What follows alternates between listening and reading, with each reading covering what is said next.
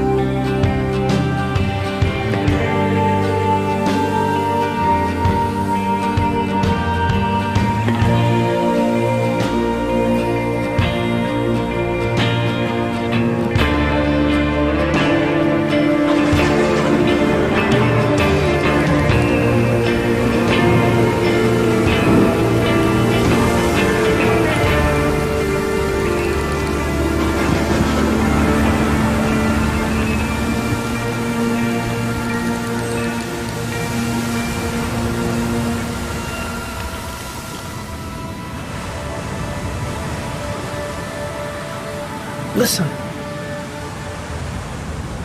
My fortune.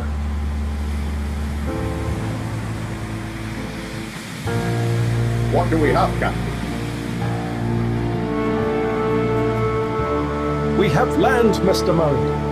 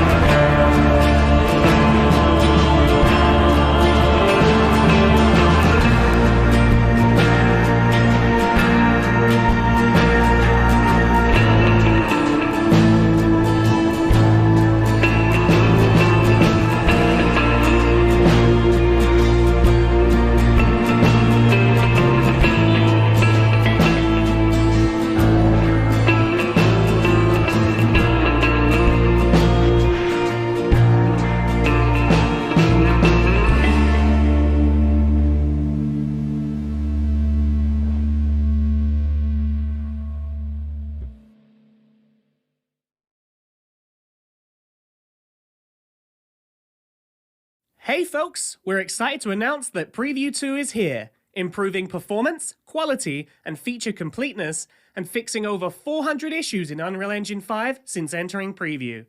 A big thank you to everyone for your continued help in testing UE5, and to the community already showing their fabulous projects in Preview 1. Head on over to the forums to check out the complete list of changes and drop in your feedback. Relieved that spring is approaching? Join us in celebrating with the March Unreal Engine Marketplace sale. This month, over 1,000 products are available for a staggering 50% off, including gorgeous suburbs, building blocks for everything from a quiet speakeasy to a roaring metropolis. You have through Sunday, March 13th to run over to the marketplace to bag yourself a spring treat.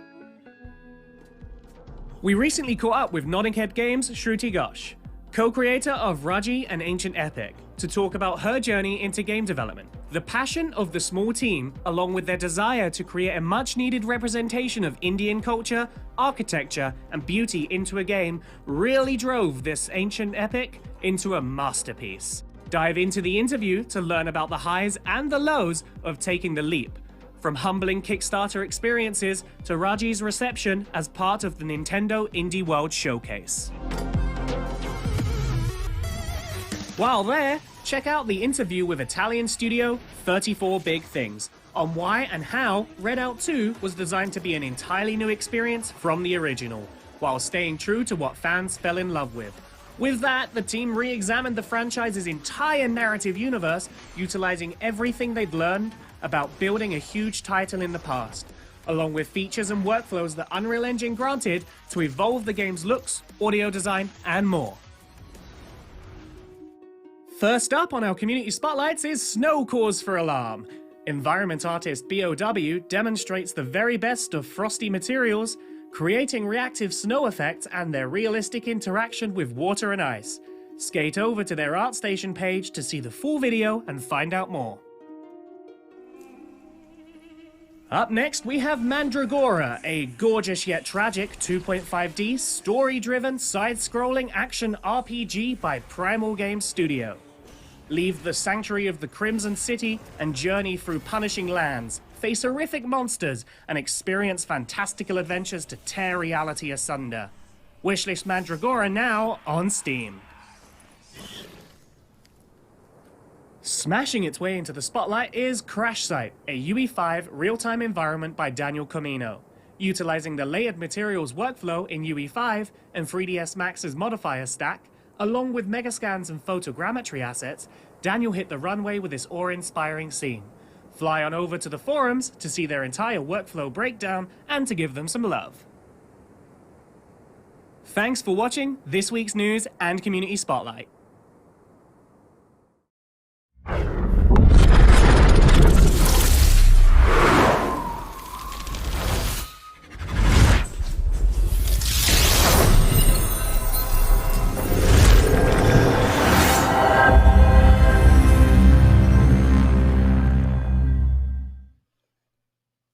Hello, everyone, and welcome back to Inside Unreal, a weekly show where we learn, explore, and celebrate everything Unreal. I am your host, Tina, and today with me I have the wonderful Romain, the absolutely incredible solo developer of the upcoming survival game Derelicts. So would you like to tell us a little bit more about the game and about the project? Sure. Thank you, Tina. Hello, I'm Romain. I'm French. I started Unreal Engine like 3 or 4 years ago as a hobby first, and I started to work on the game on Derelicts for 1 year and a half, I would say, more or less. And right now I'm doing it more like not professionally, but with more like focus than before because of the good reception and everything. Yeah. I think that summarizes about it. Yeah, I mean, the game itself looks incredible. All of the stuff that you have released out to the public about it has been awesome.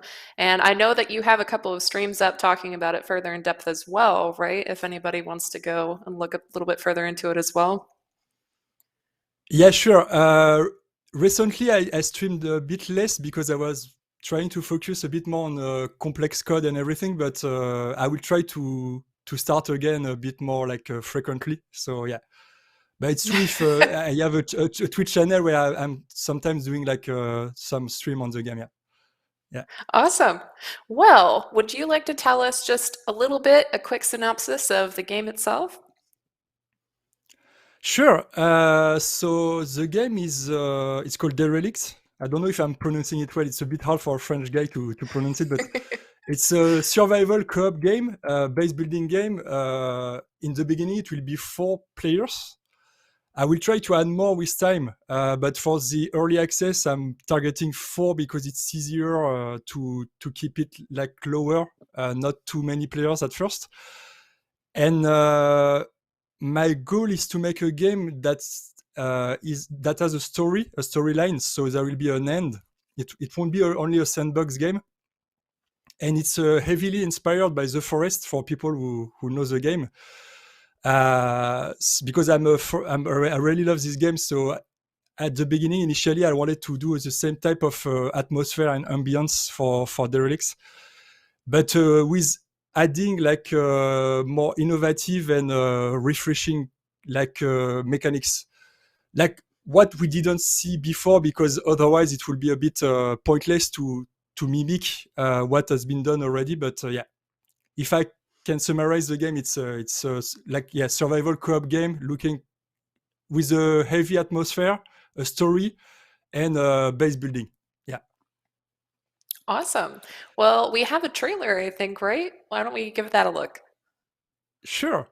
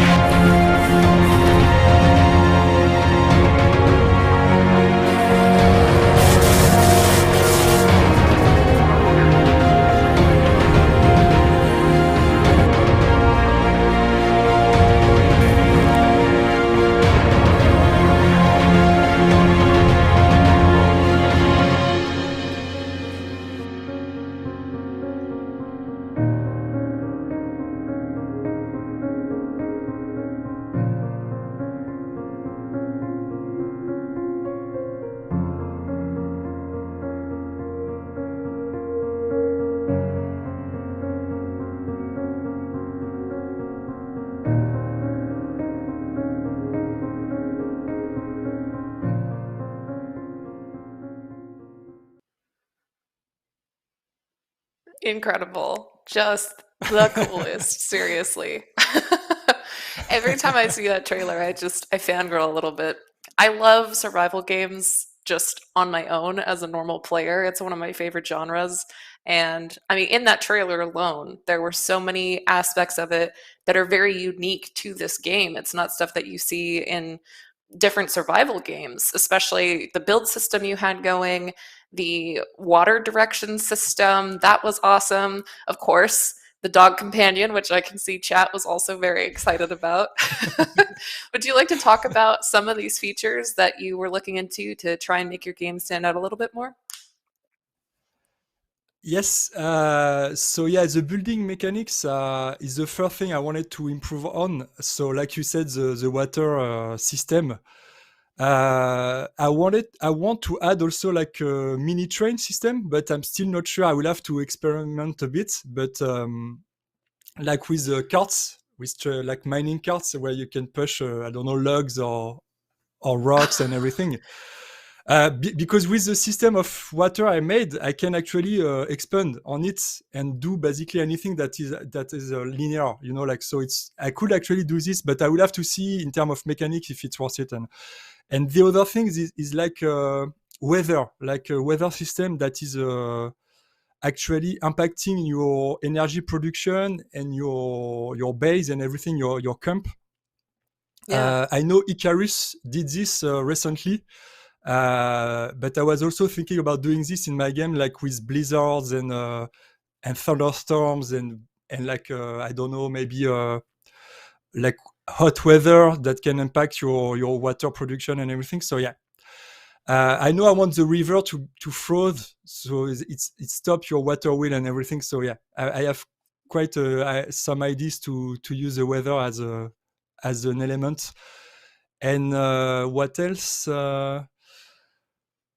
Yeah, and the AI also, because I really want to do an AI that is quite good for a survival game, because there are quite few survival games with really good AIs, according to me. Again, it's my opinion, but The Forest did it really well. But I'm yet to see really a good AI that react to the players and the group as well. Like they can surround you and attack you from the side and everything. So yeah, I would summarize it like this. Yeah. I love it. It sounds super spooky. Oh, so good. I'm personally curious, what brought the dog companion into it? Was that just was something that you were interested in doing? Was there anything in particular that inspired that choice? Actually, it's funny because it was the dog is coming from a pack, like a marketplace asset, like, and it was free for like I think it was 4 or 5 months ago, and I looked at it and it was so high quality and everything. I told myself like, yeah, this is definitely going into the game because it looks really fantastic, and I told myself, like, because Derelict will be also solo player, like one you can play solo. So I told myself like, yeah, it would be actually really good if you could have a companion or something like this in the game for people playing solo. So yeah, I was like, okay, I will have to implement this, and I really want to use it. It will not be only like for companion. It will also be used for to find like maybe some items and things like this, you know, like a bit further. There are a lot of games using dogs, like Fallout 4 or Far Cry 5 as well, but I don't remember this game using like this companion more than for just having companionship, you know. From what I remember, maybe I'm mistaken, but yeah. And I would like to add an extra layer to it if I manage to do it, because again, it's a high expectation, but yeah. Yeah, well, take your time, of course. Do what you gotta do. I think everybody can agree that we are just excited for the game to be as good as it could be. So, oh man, I don't even know where to start. I'm bouncing, honestly, in my seat. It is such a cool project. It's just so good. Oh my gosh. But Thanks. if you don't mind, there's a couple of questions from chat that I'd like to address before we dive a little bit too deep. Sure. There are some questions. Is it co-op or multiplayer? It's co-op.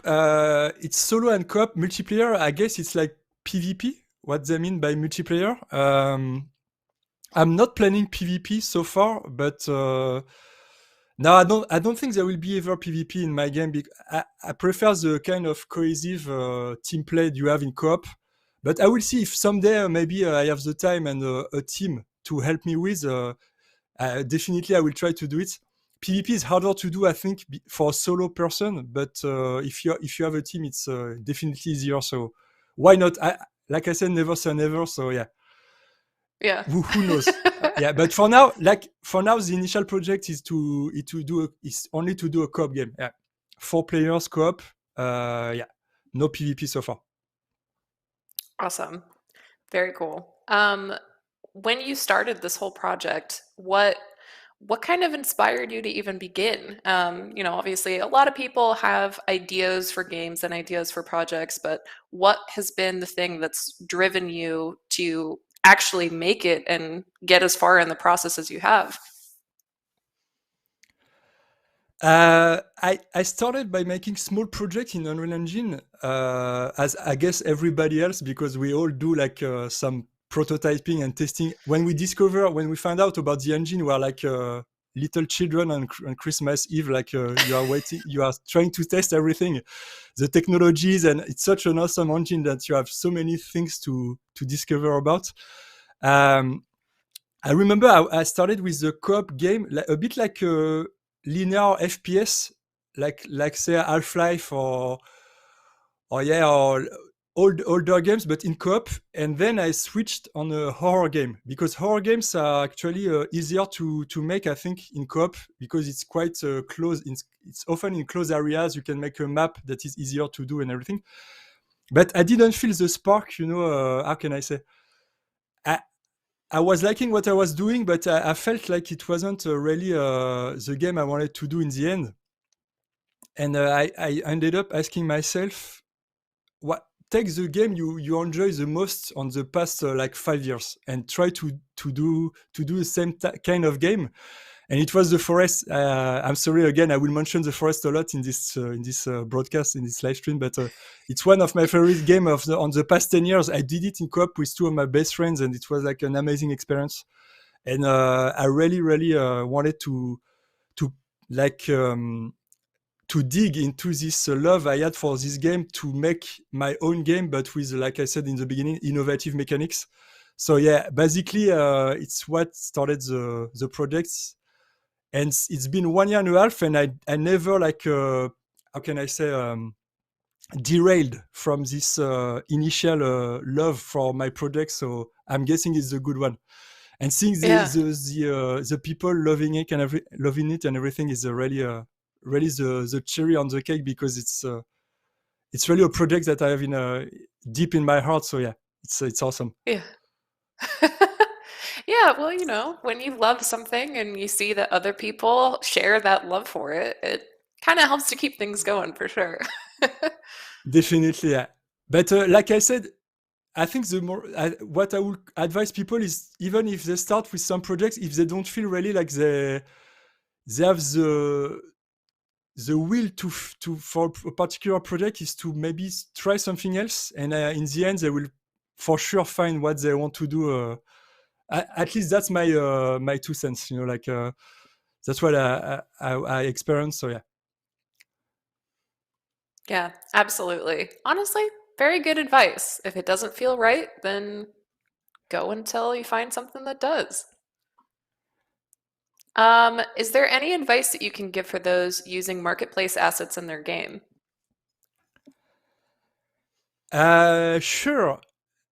I think the best advice I have I'm not a pro again, so I just want to say I'm not a pro in the industry or anything, so it's my opinion. I just want to highlight this. But for me, using assets is cool as long as your game has a coherence. Like everything looks great together, but if the assets makes it a bit like how can I say, too heterogeneous, it will look weird. At least for a realistic game like mine, realistic graphically, I mean, not in terms of simulation and everything, but for stylized game and like 2D platformers, I guess it's different. But I would say keep it cohesive and coherent. But there is no problem using asset, because I think it's first for solo person. There are a lot of solo developers out there, so it's impossible to do all the 3D models by yourself and the animations, and unless you have a friend helping you and everything. But so I would say, yeah, keep it coherent in your visual aesthetics and design, and don't add up on what you are using on the marketplace. Don't use it as it is, but try to modify it like I'm doing for Derelicts. It's like I'm not using the asset as it's coming. I'm adding upon it. Like I'm doing my own system, getting inspiration from what I'm getting on the marketplace. So basically, I'm trying to do something different, but learning the code and the blueprints from what I'm getting on the marketplace. I think the marketplace is an awesome source of learning, because I learn basically everything from the assets and from YouTube. But don't use it as it's coming, and try to add your personal touch. If I can summarize it again.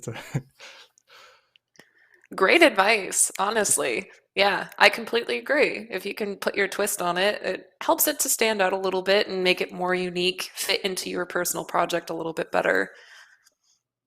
Yeah, I think market also it's good for placeholders.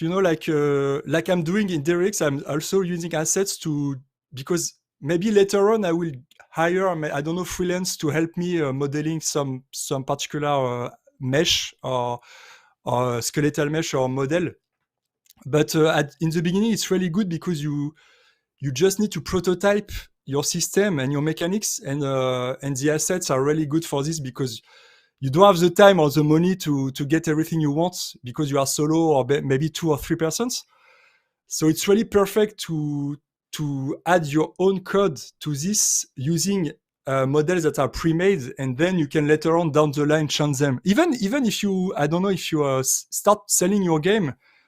I've seen some games actually that are in early access and everything, starting with assets that are pre-made, and then they change them, they switch the assets because they earn more money with the sales and everything. So they could actually afford hiring freelancers and so on. Yeah. Right. Yeah. Awesome. Very good advice.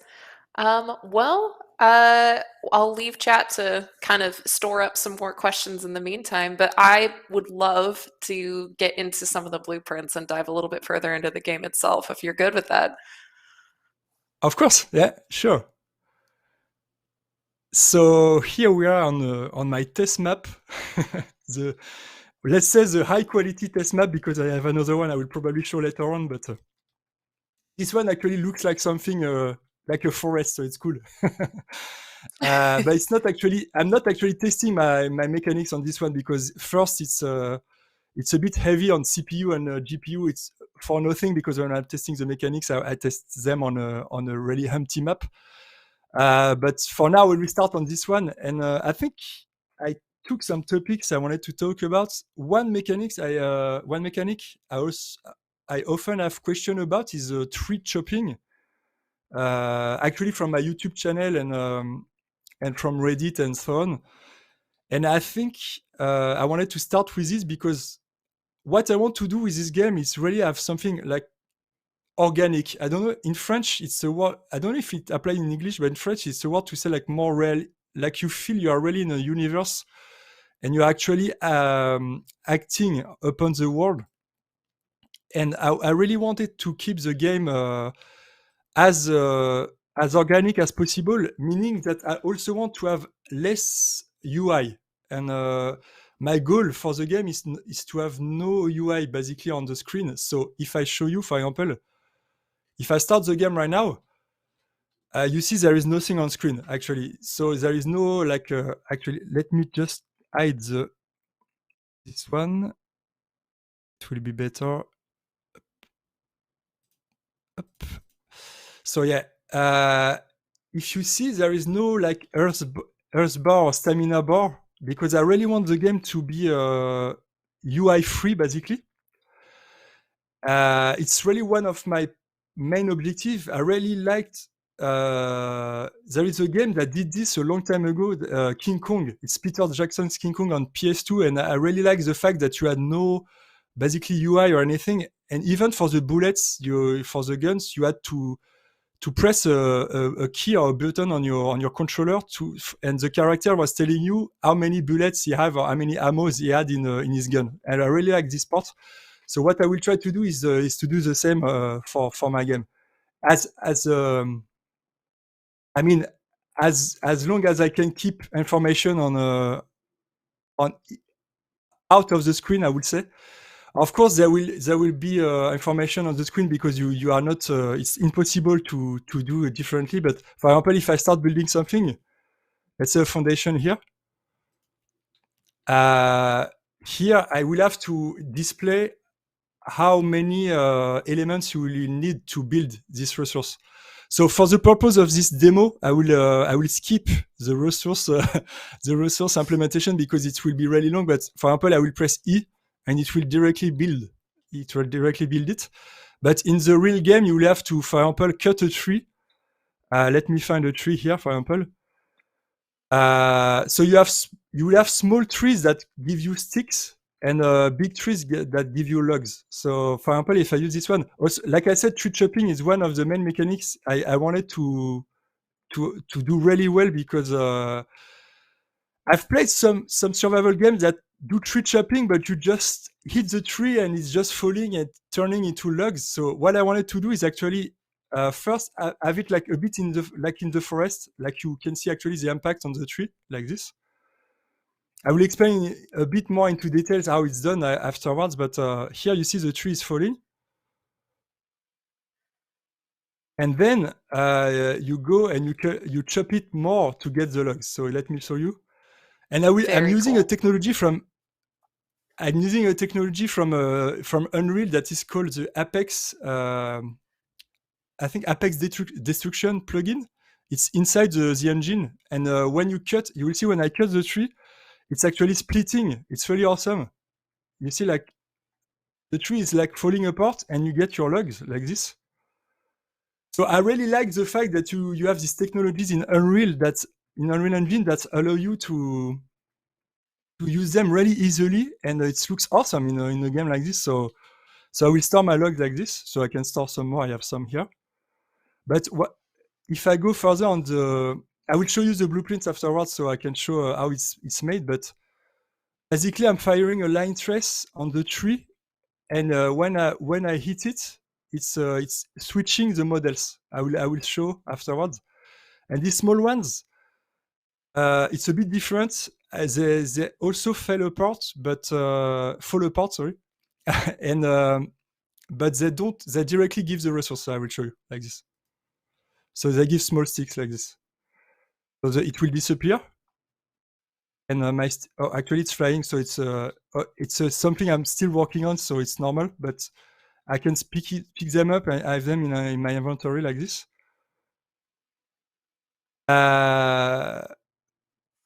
And I think that's it. So I can show once more the system, and I will explain why it's actually tricky to do in terms of optimization.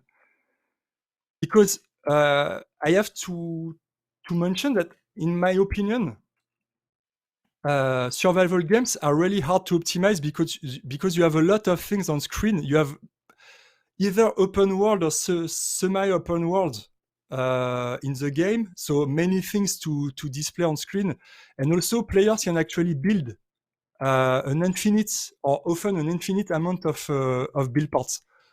So it's really tricky because you have to find the right balance in your code for the CPU to actually how can I say?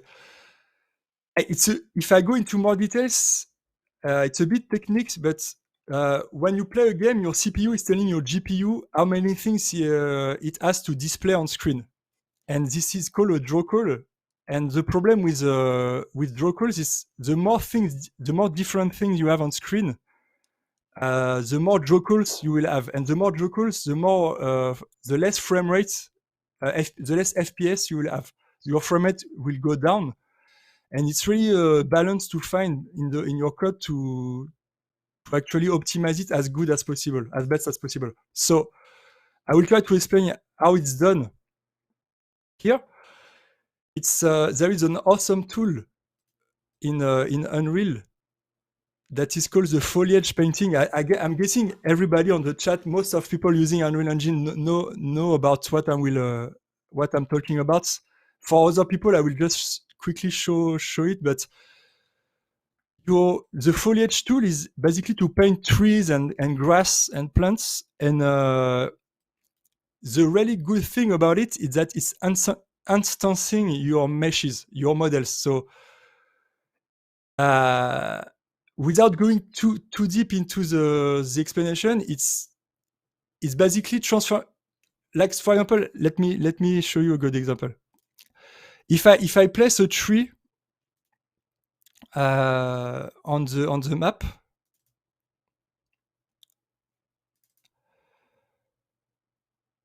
I will go to my trees. For example, here, let's select the one I had already. So here I have a mesh of my tree.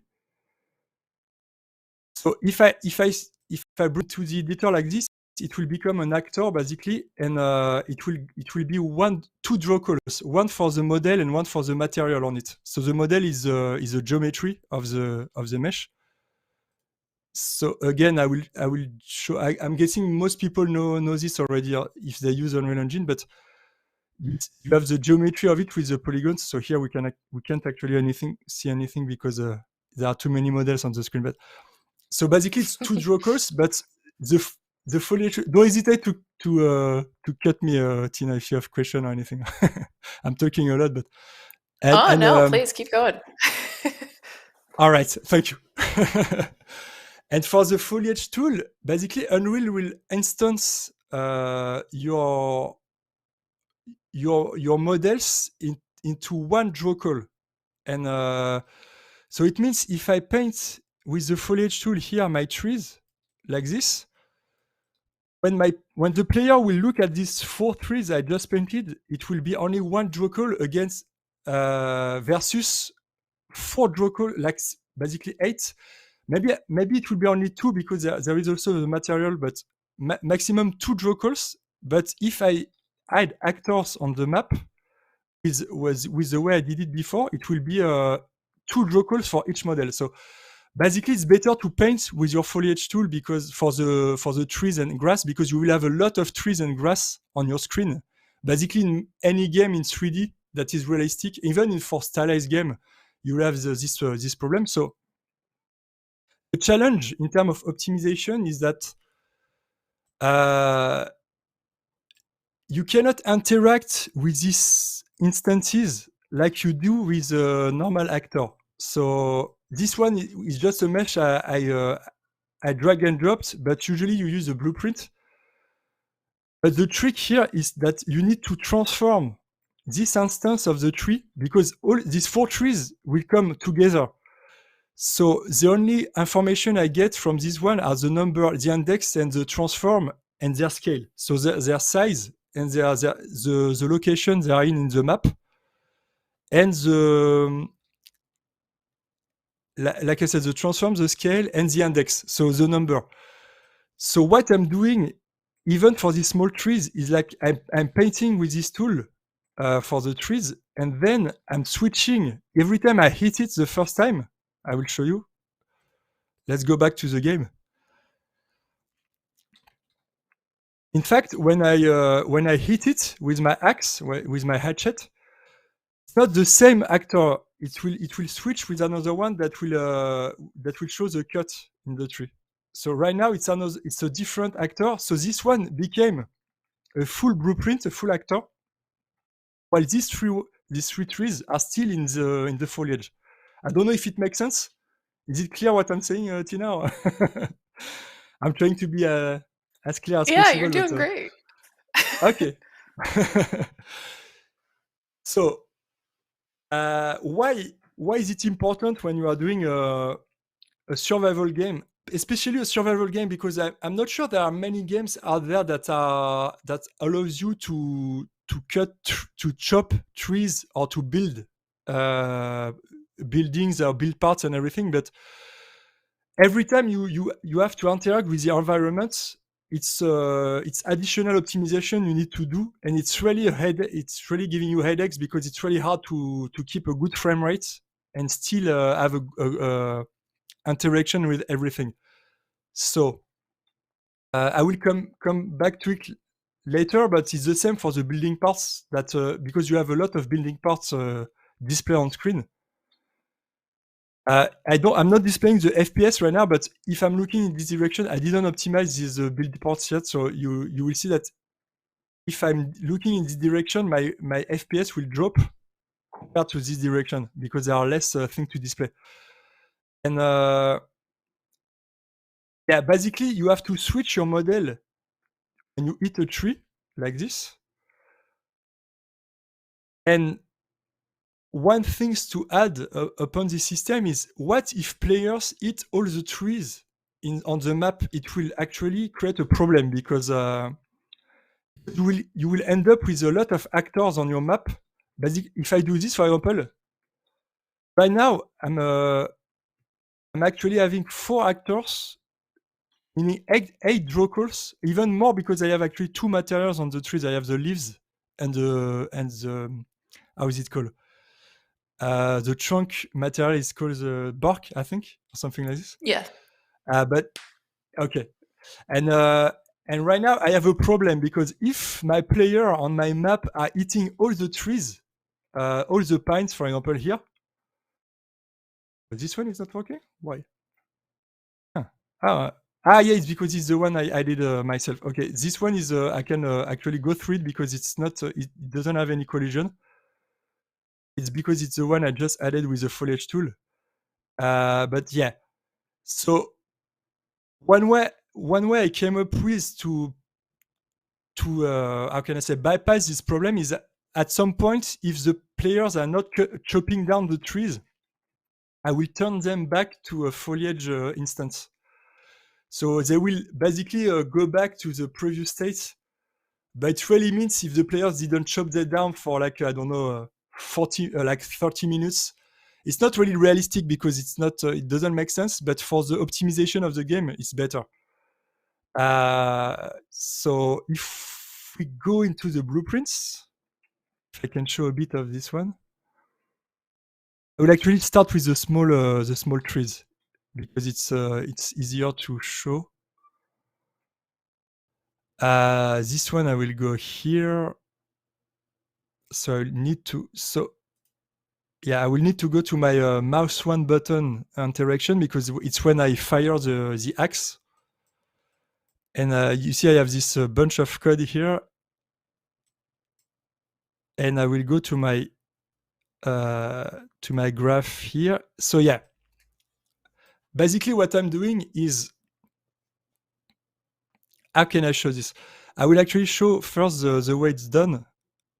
So I will just draw the debug trace here. It's actually breaking the fourth wall of gamers. For if people are watching this, it's breaking the fourth wall for the game. But I mean, if you are here, it's because you're interested. So Yeah, so yeah, absolutely. you see when I fire this, you see I have a red trace. See this sphere trace here. The lens, I don't know. I will do it in the sky so people can see better. So here I will fire my mouse one button. You see I have this trace. It's basically the length of where I can hit an item in front of me. And if I do it in front of a tree, it will detect the tree and cut it. So like right here. So since it's not really a procedural system, you see that if I hit here, it will still cut the tree here. But unfortunately, it's how can I say? It's a balance between optimization and so far I didn't get into a more realistic way to cut trees, but I can at some point maybe improve on it. But you see, this trace is actually red. Sorry, when it don't hit anything, it's red, and when I hit something, it's green. It becomes green. See? So here it detects that I hit the tree, and why I wanted to show this is because if I go back to my to the blueprint, so I'm detecting which object I'm hitting, and then it's not this one. let me check. No, it's here. Yeah. Actually, I was still on the trace node, but here I'm actually registering which component I'm hitting. So here it's the foliage component, it's a tree. And then I'm getting the number, like the index of the tree. So like, you remember when I told you in the beginning, the foliage is only gives you mostly three information: is the transform, the scale, and the index. There might be more. I don't want to say. I don't want to say some wrong things, but what I'm using most of the time is these three information. And here I will just get the index of the tree. So maybe it's tree like it's the tree like number 12, and I will remove this tree because I just want to replace it with something else. And I will basically, yeah, actually, no, wait, it's not this one. Sorry. Or is it? I think this one is. No, this one is when I All cut the. blueprints look the same at some point. Yeah. Actually, this one is when they're already like chopped down, and oh yeah, it's here. Sorry. Okay, I was in the good graph, the right graph, but not on the good code. So here I'm casting to the foliage component, there can be like 100 of trees, but I don't want 100. I want only one, the one I'm hitting. So I will get the index of the tree, and I will get its transform, like its location, its scale, its rotation. And for the small one, yeah, I wanted to start with the small one.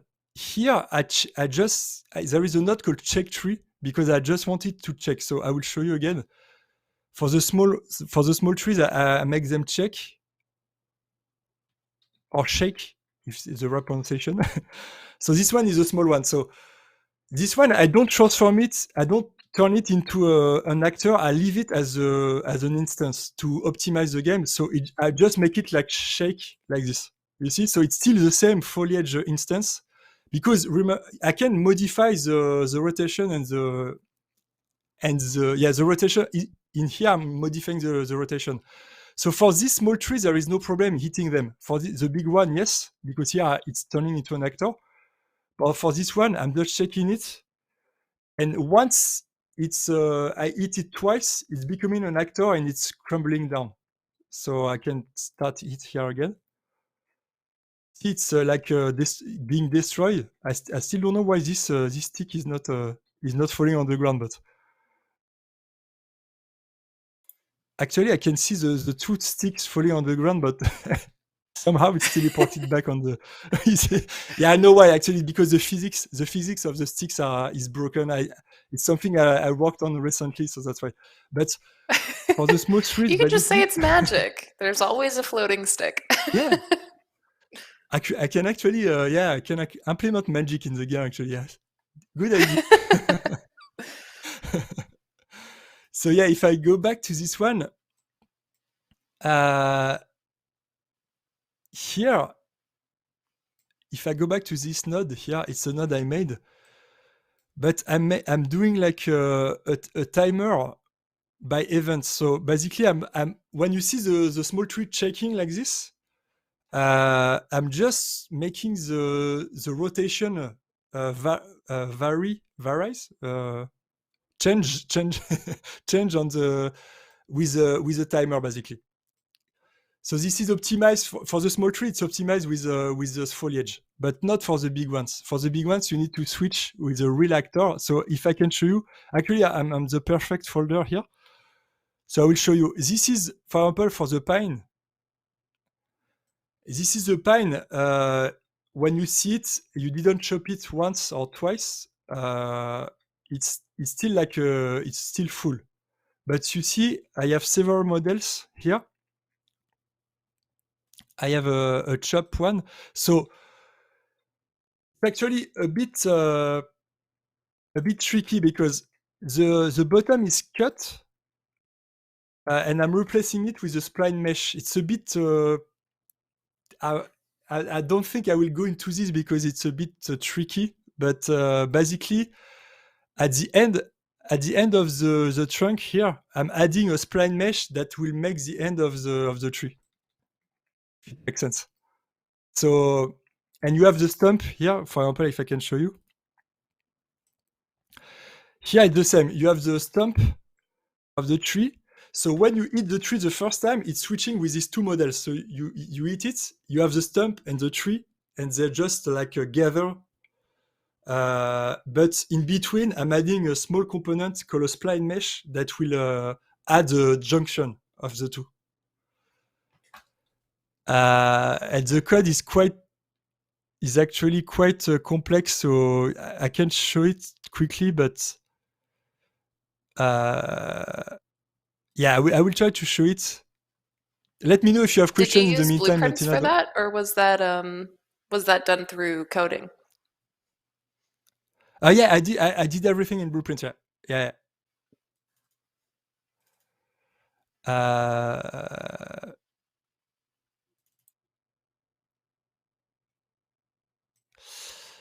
If I can find it, it's actually adding. Let me find it. Yeah, as you can see, the code is quite huge here. Actually, don't remember well. I did this like this system. It was a long time ago. No worries. The world of spaghetti is very confusing sometimes. Let me check. Let me find the results if I have a spline. Yeah, spline shop here. Okay, it's not giving me anything. If I try this one.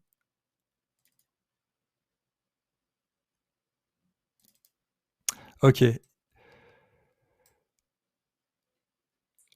Yeah, basically, when I spawn this actor, the tree. If I go back here,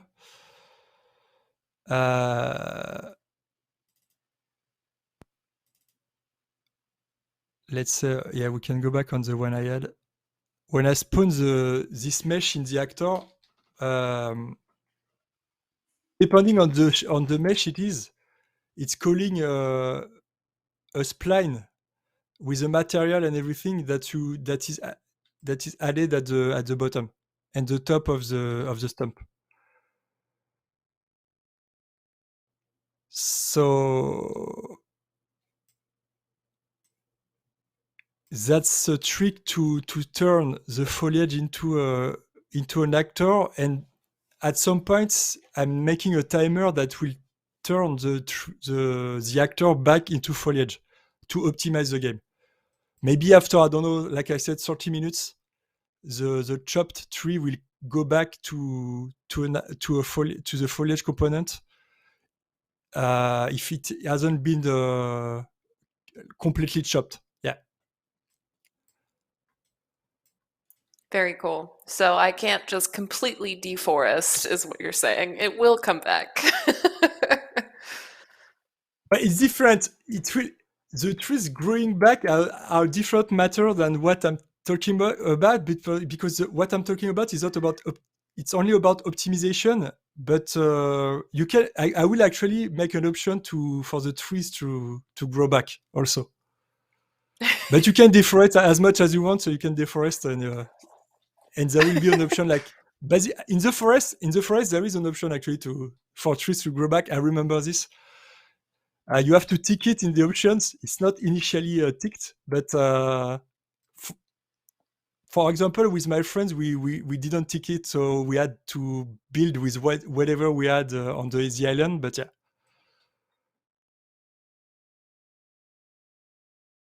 That's so I don't know if people have. Yeah, kind of. There is actually a difficulty setting, and then you have the tree growing back setting as well. That is independent to it. Yeah. Well, I gotta say, I actually really love the fact that there's not a bunch of UI sitting in there. It makes it feel very immersive when you're actually in the game. Yeah, I really like this as well, and that's why I wanted to to implement it like this. I think it's not maybe in the trailer, but it might be in the picture on Steam. But for example, if I press, let me put full screen. You see, even the building menu, I wanted it to be 3D. So it's like kind of a hologram, displayed from a little drone. And I really wanted it to be like incorporated, like implemented into the game, like incorporated, or I don't know how to say in English, but it's like it feels more organic to have like it's correct to say that. Incorporated. You got it. Okay, so basically it's not a screen that is like bumping into your face. It's something that is incorporated into the game. So you have this little hologram down there to show that. But the problem with this system, I still didn't tackle this problem, but there is a problem of opacity and emissiveness, I think. Well, each material in Unreal have a emissive parameter, and the problem is when it's nighttime, this menu can be really bright, and I'm still yet to find a way to tackle this problem, basically. But otherwise, I really would like to be in 3D, because the alternative is to have it in 2D like this. I can show you, but I like it a lot less. Let me find it.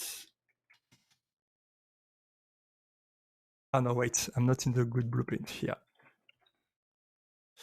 Yes, it's here. So I can put it in 2D like this. I will show you. You will see the difference. I don't know if you will see the difference. I'm curious if people in the chat will see it, but it's less. Basically, you can see it's on the screen. For me, it's obvious, but I will show you. So here it's actually displayed as a 2D widget. So you can see first that it's really like parallel to the screen compared to before. I don't know if it's obvious or not for you, Tina, but yeah, I can definitely see the difference there. It feels kind of just like an overlay on the screen instead of like its own object. Yeah, exactly. So the alternative would be to have it in 2D, but I would really prefer it to be in 3D because it's adding a layer of realism, let's say, or like it's more organic. So yeah. But I will have to find a way. Maybe I will do some math where you can get the brightness of the world. I don't know if it's actually possible. I will have to check it out, but you can get the brightness or the light in the world and then do some math and in output the actual emissiveness of the menu. This is what I have in mind. I still didn't look into it, but if some people in the chat maybe did this already somehow, but I'm open to any ideas. So basically I wanted to have the menu as a real 3D element in the game, like you really have it not on the screen but as an hologram, and so we'll switch back to world. And actually for the so it's bugged. I won't show it because I messed up with this one. Let me no, maybe I can find it. Player state. Maybe it will work. I messed up this one recently, so maybe it won't work, but I will show it anyway. Even for the stamina and the health, I wanted to have it on the screen. I mean on the hologram as well. But it's something I'm a bit like hesitating about, because I know some players want it to have on the screen because it's a bit sometimes annoying to check your state everyone like when pressing a button, basically. So I don't know. I will have to see. But if I do this like this, no, it's bugged. Actually, I don't know why it's still bugged. But basically, you can see your stamina. I can show the screen here. I will show the widget. It will be easier. Like this.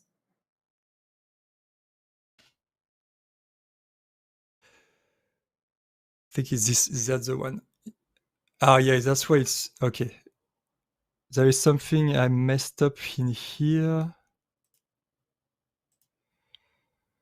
But yeah, basically it's supposed to show you the temperature of your player and your. What I don't know actually why it's doing this.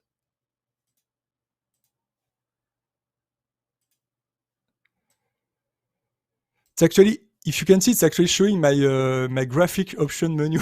It's like the anti-aliasing and resolution and everything. I don't know why. Yeah. But anyway, I will switch to something else. But yeah, I don't know why it's showing this. I must have messed up something somewhere. I mean, It's this is the supposed to be. reality of development, you know? Yeah, exactly. Yeah, wait. I think I think it's switched with something else, but oh yeah, okay. I will normally it's showing your health and stamina and temperature. And it's basically the same as the building menu. It's in a 3D hologram that is in front of you.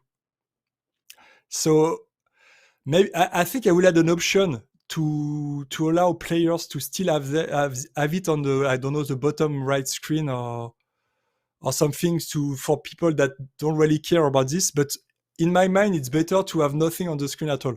So yeah. It's the way it's my picture of the game is like this, but I know some people like to have more like, convenient way of checking the state of the player and everything. So yeah. Yeah, Okay, it's definitely one of those things that's different per player, but I see the vision you're going for. Yeah, I think it's nowadays it's like you have too many things on screen and in games. I mean, not in survival. In survival, they keep it quite low usually, but even if in FPS games, I found there are two.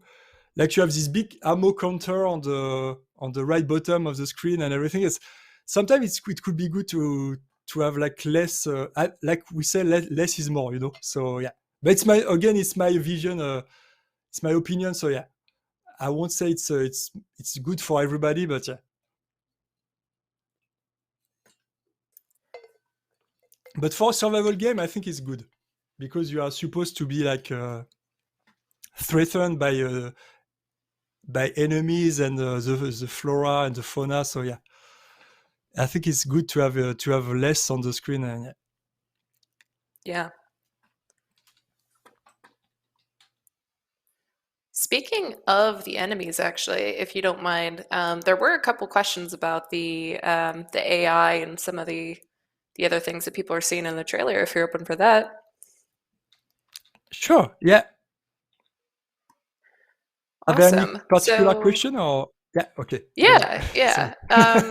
With the no worries. With the AI, they were curious how you even started in on that. Did you start with kind of a basic blueprint and build off of it, or have you done the AI yourself just from the ground up? I did it from the ground up, actually. Yeah. I used mostly YouTube tutorials. There are many tutorials on YouTube that are really great for AI. Also, I digged a lot into Unreal Engine forums like Answer Hub, Unreal Engine forums and everything, because sometimes there are no particular tutorial on what you want to do, but mostly I won't say I did it by myself because of course I learned it from somewhere, but yeah, I didn't use any marketplace asset or anything. I tried to implement things as I wanted them to be. I think that's it. That's awesome. That's really cool. For the AI, are you having multiple types of enemies in the game? Like, will there be different types of AI that have different ways of learning? Yeah, there will be different type of enemies. They are what I call the biped enemies, so they are standing on two legs, and this one will have different reaction to when you hit them and everything. I showed this in the trailer. Actually, I can show it actually here. Let me see if I have. I do have a nav mesh. So for people who are not familiar with nav mesh, is the green. You see the green thing on the ground here. It's the area where the AI can go. So from here, this boundary here to this limit, the AI cannot follow me because there is no nav mesh. It's the way Unreal Engine calculate where basically allow the AI to where the AI can go, basically. Yeah. So I can actually place an enemy here. Let's say I use the enemy. We can see in the trailer this kind of mutant here, and this one has 2 legs. So I considered it as biped. So it's a bit tricky because it's on 4 legs, but you will see it moves on 4 legs. But I consider it as a biped because it has 2 legs. I will go through screen. So it will roam the area like this, looking for me, and it will find me. So you can see it will hit me here. But the biped enemies, the difference with the other one is that they can crawl when you basically hurt them. So I can hurt this one. So yeah, this code is like, I want enemies to really have good reaction to the player when they get hit and everything. Here it's a bit exaggerated because whenever I hit the head of the enemy, it will crawl back like this. Like if I do it again, you see, here usually it's used for the bow and arrows, but since the code is implemented like this so far, it will do this every time I hit it. I hit it in the head. If I target another member, like another limb, sorry, it will go like this. So here, okay, the health of the enemies is down, so it will crawls away from me. So you see here it's stuck because there is a build port. So sometimes it happens. This is still early work, so don't mind the bug and everything. The AI is really something I didn't really got into yet. So right now it's escaping me, and if I keep eating it, it will crawl further like this, leave some blood trail. I don't know if it's really evident here. And then it will die like this. So these are the biped enemies. So maybe I still don't know if I will implement humans enemies, but basically everything that has 2 legs will be able to do this. There are other type of enemies, but I won't show too much because it can be a spoil, but I will show you some of them that are not really too important. Not too important, but that can bring some differences in the game. But let me check. For example, this one. So this one, actually, it doesn't depend if the enemy is biped. It actually depends of the skeleton it has, because some animations are really tricky to do for enemies that have more limbs. So for example, you see this one. Wait, let me just remove this one, the mutant one here. So yeah, this one, for example, is a bit different because you can see it has like four arms and everything. So these ones cannot crawl and everything. I will see if I can add it with time, but I wanted to keep it for biped enemies. But there will be a lot of variety in terms of enemies for sure. Yeah. This one is really ugly, by the way. Yes, You it don't is. you don't want to get jumped by this one during the night. Or yeah, it's called the crab monster, but yeah. So I can already envision getting surrounded by those in the middle of the dark. Just horrible. And what I did and I really wanted to add is and this actually can be done by a lot of monsters or mutants. It's something we rarely see in games actually. It's strafing. So let me actually I could have shown it with this one, but I prefer the animation of the other one. This one I still need to work a bit on it, but let me go back to the the first one. And if I get into his sphere at some point, it can strafe around me. The purpose for this is that at some point when there are like three or four enemies around you, I want them to like basically cycle you. This word is really hard to say in French. Cycle you. I don't know if you understand like a cycle, but it's let me show you. I will actually do it because now it's on a randomized a random pattern, but I will just force it down. So wait, I will go back to the blueprint here. So here, every time it's getting into my my safe space, basically, it will strafe. I will show you here. So now it's roaming. Once it will detect me, it will come to me, and here you see it's strafing. And this is something we don't really often see in game. It can even go backward, like back up or back out. But yeah, basically, it's once it gets into the sphere, it's attacking you. But if I go back here, because it's forced now, but you see, it's like hesitating to come to me. And this is really something I wanted to have in the game, because I think it's we often see too much of the enemies just going straight to you and attacking you. And what I wanted to add is kind of like there is in the forest. Actually, the forest is like this. The cannibals just first observe you, and then on the first day they just don't come to you right away. They're like, who are these guys and everything. So yeah, that's really one component I wanted to add in the game. Yeah. And now it is getting into my sphere, and yeah.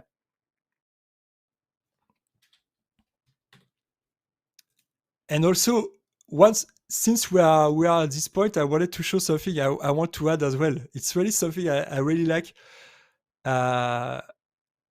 If I go back to, so let me check.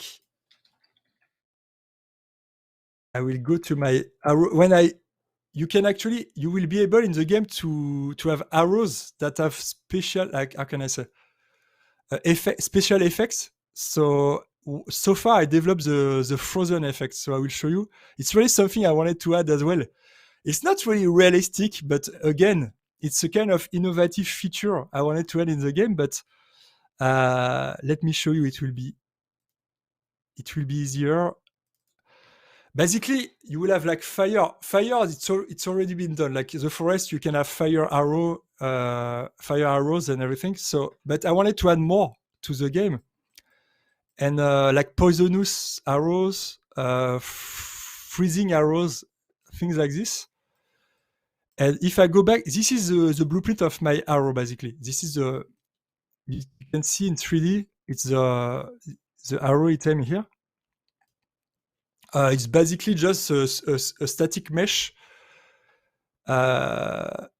It has a projectile movement, because this is a component from Unreal, like bullets or arrows as this. It's already a component from Unreal, so you can give a speed and an impulsion when you spawn an item, and it will basically behave as a projectile. So the projectile movement is basically provided by Unreal. And in these blueprints, I made a custom code. So depending on the type of arrow you get, you can modify it. So here you have none. If I put frozen, actually it should be freezing. It's not really correct, I think, but whatever. And here you will see, if I take my bow like this, I will go full screen. And the first time I hit the enemy, it will freeze. I missed it. Okay, I hit it's not working when I hit the head, because like I said, it's another code, but I will do it again here, like this. So if I'm waiting a bit, the enemy will go back to its initial state, but you can see it's frozen here. But it will go back to attacking me after a while.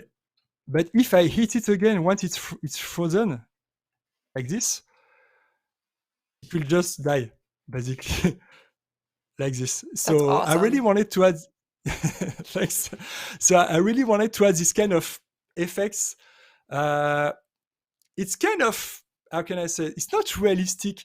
This is what I was a bit afraid in the beginning, because I was thinking like maybe people won't like it because it's a bit getting too far away from a real survival game, like where you have to basically it's a bit sci-fi when you add this kind of thing, or fantasy, but yeah, I think it's a good addition to the game, and I kept it like this, basically. Yeah.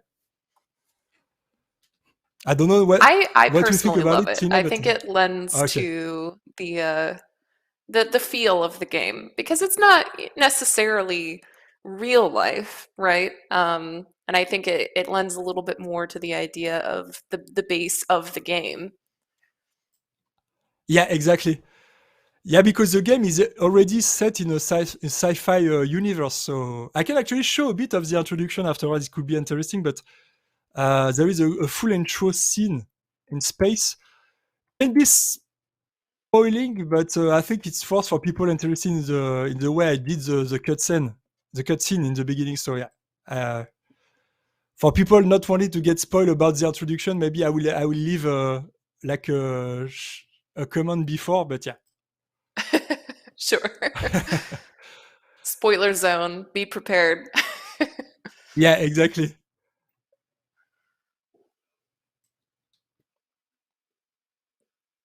A lot of errors here, by the way. My AI is still a lot of does still have a lot of error. Oh yeah, I think I don't know if there are some questions. Let me know, Tina, but Sure. Yeah. There's a couple that we could probably catch up on in the meantime, and then we could dive a little bit more into some of the other topics and blueprints you had prepared. There are a couple sort of overview questions more directed at being kind of an indie developer, being a solo developer, and that whole process. So the first one we've got here was what was the hardest obstacle to overcome that you didn't originally plan for when building a survival game? For survival game in particular, I will say the scope of the game. Like in the beginning, it was like really easy to picture the game in my head, but a survival game is actually a huge thing to tackle, and I would say the scope is a bit too big for one person, even for me. Right now, I'm realizing it, but it's not too big because of it's too hard. It's too big because of the time you need to spend to make it. So for me, it's okay because I don't have really a deadline or anything. But this type of game is really a lot of work. But the second thing, it's not really something I missed, if I can say, but it's the optimization. Like I said in the beginning, according to me, survival games are one of the worst games you can think of to optimize, because people can build. It's a sandbox game, so they can build like thousands of things on the map. So your CPU will just die if you don't optimize the game properly. And it's really hard. That's why so many survival games are really badly optimized. I've played a lot of games that I was disappointed into because they don't really reach even 60 FPS. But I now understand why, because it's really a challenge to optimize. But yet, yeah, I would say it's not something I missed, kind of, but it's something I'm trying to do from the beginning. It's actually wasting me a lot of time because I'm trying to optimize it as best as possible, and it's something. If I were like, how can I say? I could do the optimization in the end, but yet again, people will be disappointed in the game because they will say like, okay, it's badly optimized and everything. So it's really something I'm trying to tackle now, but it's taking me a lot of time, basically. It's a challenge, definitely. I mean, I feel like the two things that are the hardest in development is scope and optimization, always. Yeah, exactly. It's really two things that are really hard. And also, one last thing is, like I said earlier, you can see the nav mesh in green on the screen. Yeah, thank you. And this nav mesh is all the locations. The locations the AI can go, and the bigger the world is, and the longer it will take you to. Basically, you see here it's really small, but if I increase the size a lot, the engine will take a lot of time to calculate where the AI can go and everything. So it will add upon your development time. Let me show you. For example, if I find the nav mesh, again, I think it's something people with using Unreal Engine are quite familiar with, but yeah, it's really small. You see, it's just a small rectangle on my map. But if I just stretch it like this,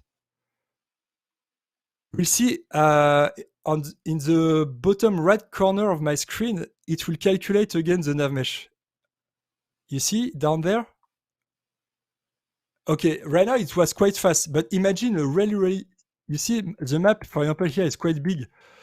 So imagine I'm doing this on a really huge map. It will take like maybe sometimes 3 minutes to calculate the whole thing.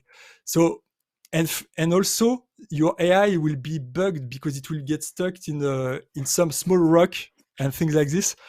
So the testing on the AI is like a nightmare I think for any game, but particularly for a survival game, because like I said, people can build things on the map. So the nav mesh has to be recalculated every time, because if you build a wall, the mutant cannot go through this wall. So you get what I mean, but it's like a balance between optimization and basically what players can do. So Yeah, for sure. Really a huge challenge for a survival game. It's something people really need to keep in mind when they start a survival game. Is like, okay, if I want AI and everything, I really need to think this through before making the map and so on.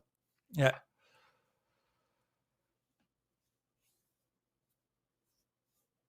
I hope it was summarized enough. Yeah, absolutely.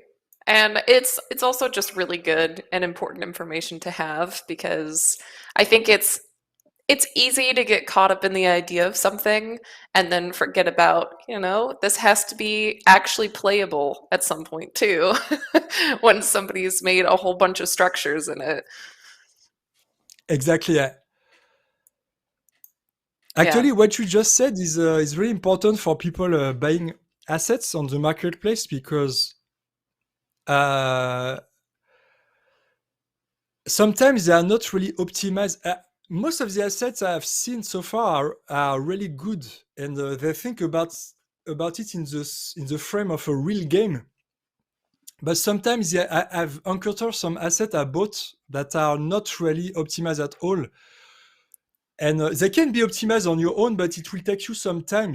For example, on models, if you have a lot of materials, different materials, I don't know if you know what a material is in Unreal, Tina. Yes. Do you want? Yeah, it's okay.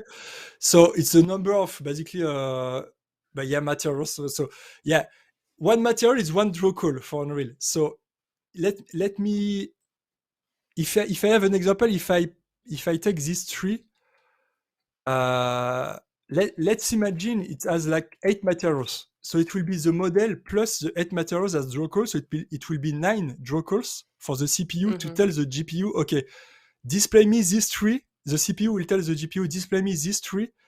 And it's 9 materials. So it will be 10 draw calls.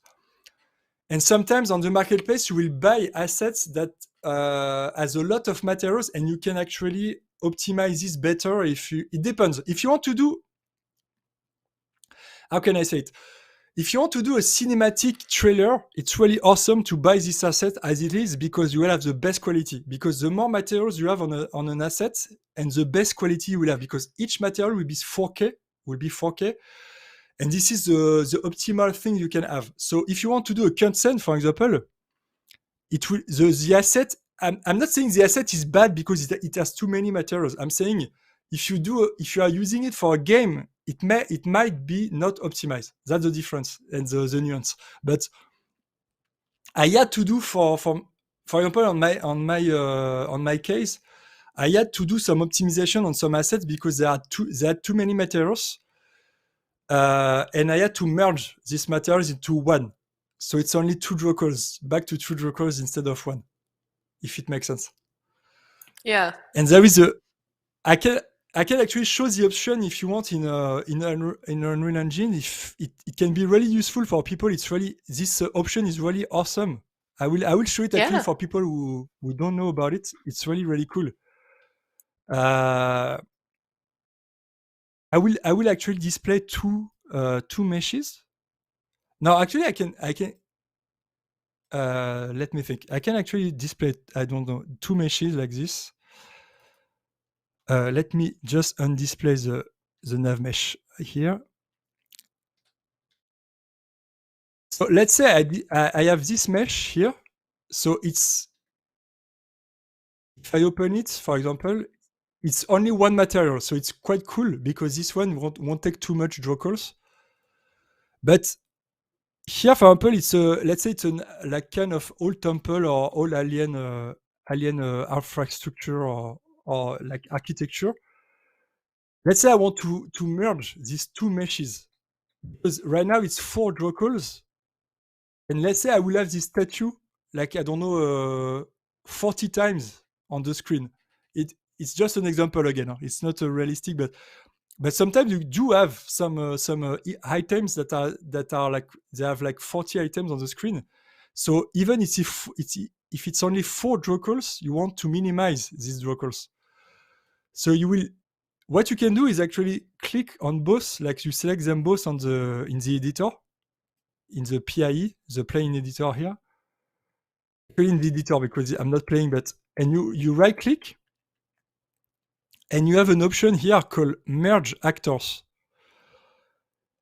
When you click on this, it will actually merge both meshes together. But what you need to do as well is merge the 2 materials together, or the 8 materials if they both have several materials and everything. And what you need to do here is actually select an option. I think it's that. No, wait.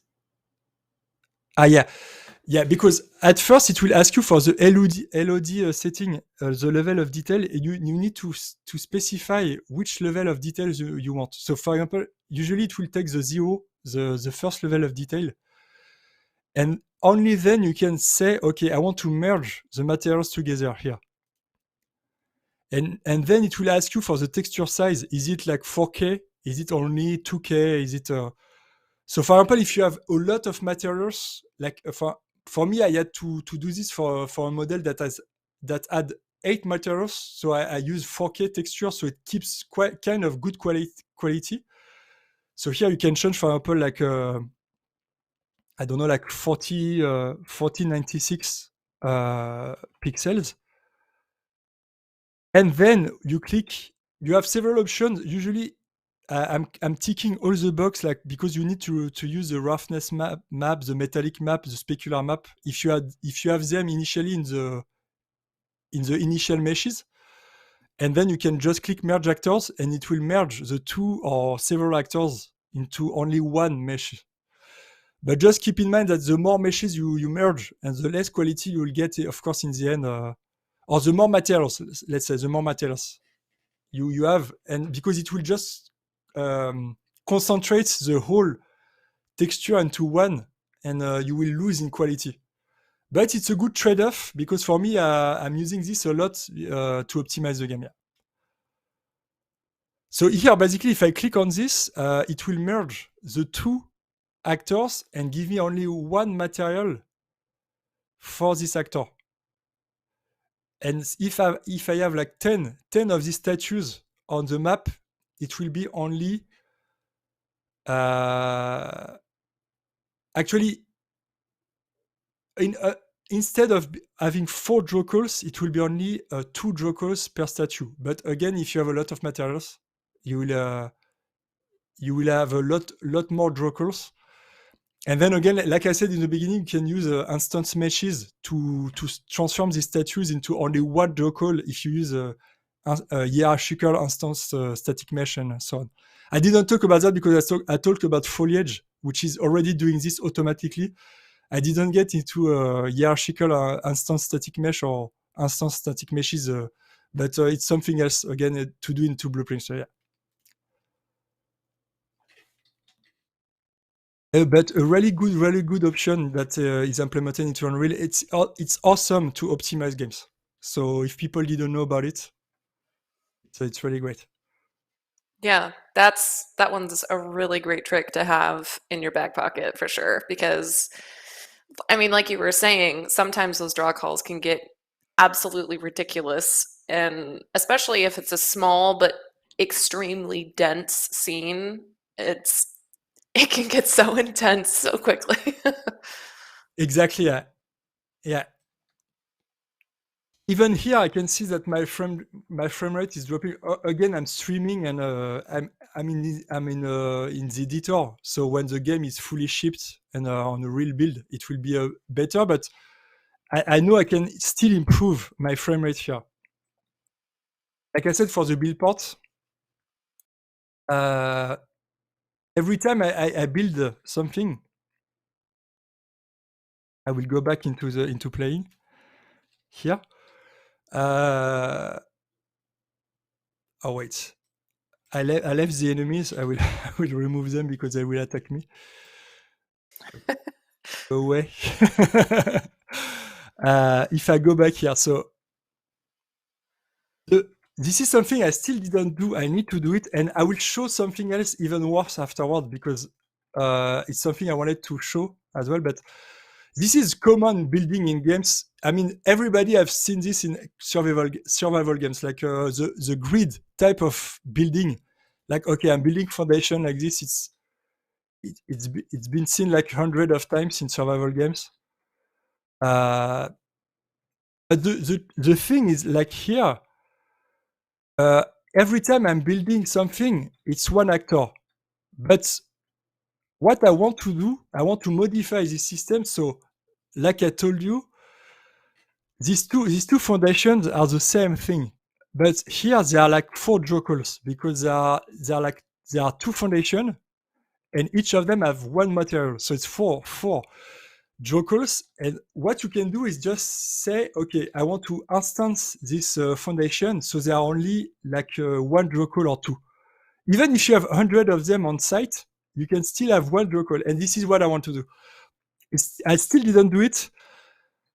But it will be really, really important for this type of building that people have seen in the trailer, but the conveyor, the gutters, the wooden gutters. So why? It's because this one, you can actually elongate it at will. So here, you see, I'm elongating the gutter. It's already 6 draw call because I have like 3 parts plus 6 materials. And it's even more because you see, I have I instance the pillars, the small pillars you can see below. So this one are only 1 draw call because I instanced them already. But if I take this conveyor or these gutters really, really far, imagine players like building like, I don't know, thousands or like maybe not thousands, but hundreds of them like this. At some point, I will have like a lot of draw calls on screen, and what I want to do is instance these gutters basically. So it's really this system. It took me already like, I would say 3 months to do only with this type of thing. So optimizing it optimizing it will be like maybe 2 months more or something like this, because it's really tricky to do, and yeah, that's why I don't want to go into it, because it will be a lot of work. It's That could even be more its Dracos. own separate stream. Exactly. It could be totally a different stream. It's even more Dracos because you can see it actually on screen right now. But there is something that is not appearing, is the water. And if I build, for example, okay, so for the purpose of this stream, I will not connect the pump, like the tape. Let's call it a tape. It's not really a pump, but it's a tape to the hose and to the pump that is in the river, because it will take a bit of time. But I will show it anyway. But here, if I build it, it will directly provide water to the gutter. You see? So here, what you didn't see is that the water meshes were already there, but they were invisible. The visibility was turned off, but they still count, or maybe not actually. But here it's even more Dracos, because now I have one portion of the gutter here and one mesh that is the water. For example, if I break this portion of the gutter here, you see, so I'm making the portion of the water disappear. So every portion of the water disappear behind, because you have no more water running through the gutters. But you have this small waterfall here, and if I bring it back here, so okay, I'm just bringing it back by hitting it twice. It doesn't make really sense, but for the purpose of the testing, I left it like this. But if I hit it twice with my axe, you can see it's going back here, and it's going straight through the sawmill. And That's so cool. and basically, even the water is a Dracol, so each portion of the water is two Dracols. So that's why optimization is really important. I don't want to take too long on this thing, because it's a bit boring. It can be a bit boring for people. Like, okay, this guy spent way too much time on the Dracols and everything. But for just keep in mind that for a survival game, it can be really, really problematic to have too many Dracols. Yeah. Yeah, I mean, honestly, like I was saying, I think it's really important information to have, especially for anybody else who is, like you were saying, trying to make a survival game. That is so cool. I can't get over it. Oh man, but it's really important, because nobody likes to talk about optimization, because you're right. It's not flashy, it's not VFX, it's not the build system, Exactly. you know, it's not the fun stuff, but it's one of the most fundamental parts of it. So I appreciate that you're giving some tips and tricks that you've come across along the way. It's very helpful.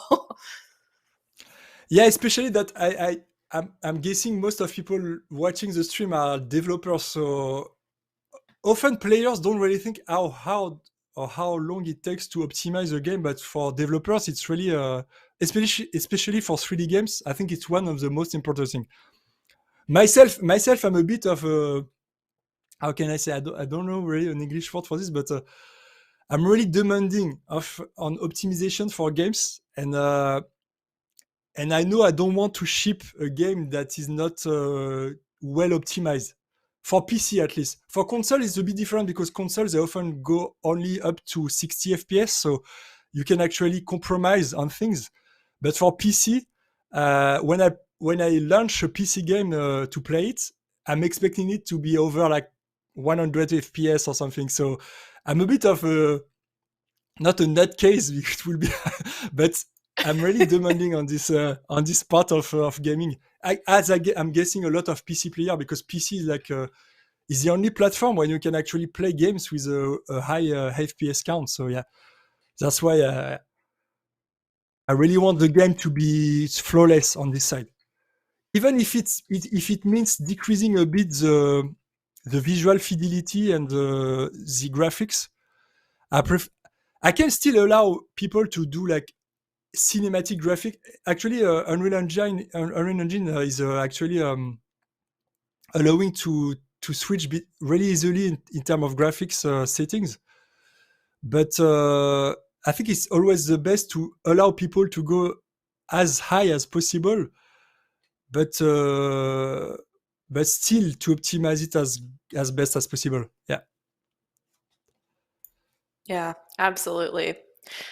I have to admit, ever since you mentioned it, I'm very curious about the spaceship scene that you were talking about.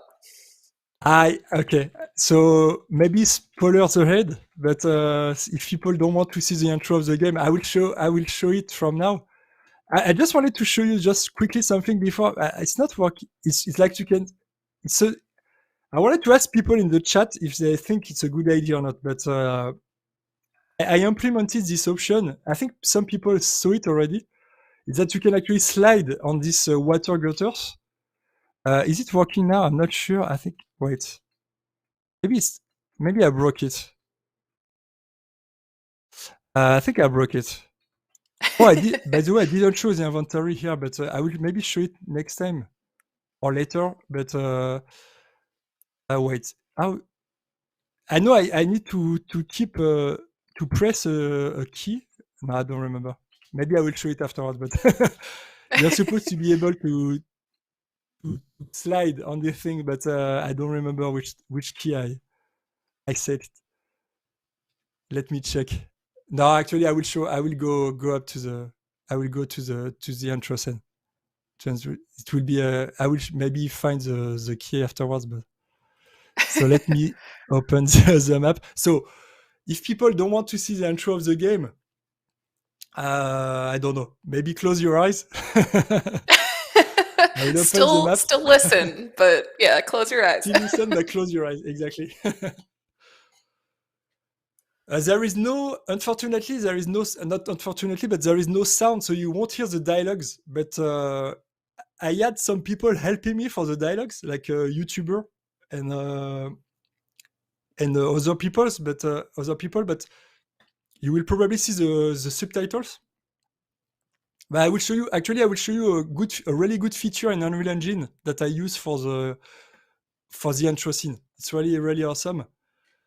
And I can show as well the subtitle system I used, because it can maybe be like of use for some people wanting to make cutscene and everything.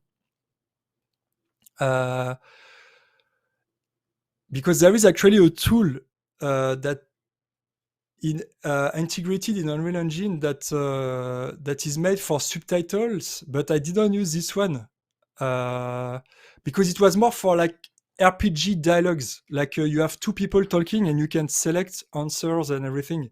Mm-hmm. It didn't really fit what I needed, so I did my own. It's really simple, actually. I will show how I did it, but I use a data table. I will show. It's better with pictures, so I won't say too much better.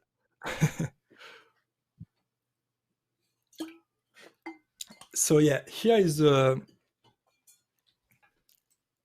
so I will go full screen, but here is this intro scene. So you see I'm in space right now. And basically what I did is you are starting the game in a shuttle, in a space shuttle. I hope I'm pronouncing it well. Shuttle is right? I hope people can understand. That's correct. Okay, perfect. So basically, you are heading to Earth, and you have this big mothership that is exploding, and you are in this small shuttle here that is quite dark because there is no need of light because you are inside. So I hope you can see it. And you have two other shuttles in front of you. Maybe more. I will maybe add more, but this one will just move in front of you. And here you have this mothership exploding. So here it looks really small, but you will see in the cutscene, it looks quite big actually, because I will make it get bigger as it's getting closer to us. Yeah, forget about this. It's a secret. I won't talk about this because it will be a bit of a spoil. And here it's a flying room, but you will see it will have a purpose in the game. And here you have the Earth, and it's the same. what I did is like, since you are getting closer to Earth, I didn't only play on the distances. I made the model just get bigger. So as it's getting bigger, you are thinking you are getting closer, but in fact you are just at the same distance from it. It's just getting bigger, and so at some point you will think it's close to you. So if I launch the scene, you won't have the sound again, but you will see the subtitle. I think if I didn't break any code, let's go. Normally it starts on a black screen. Yes. No, maybe. No, wait. I need to modify something because I actually added the end of the sequence that I need to modify. I need to erase something because I didn't code this one yet. Let me see. I will just quickly. It's called. I do think that's a really neat trick, though. Having the model scale up over time instead of actually moving closer to it. That's a really great cinematic trick.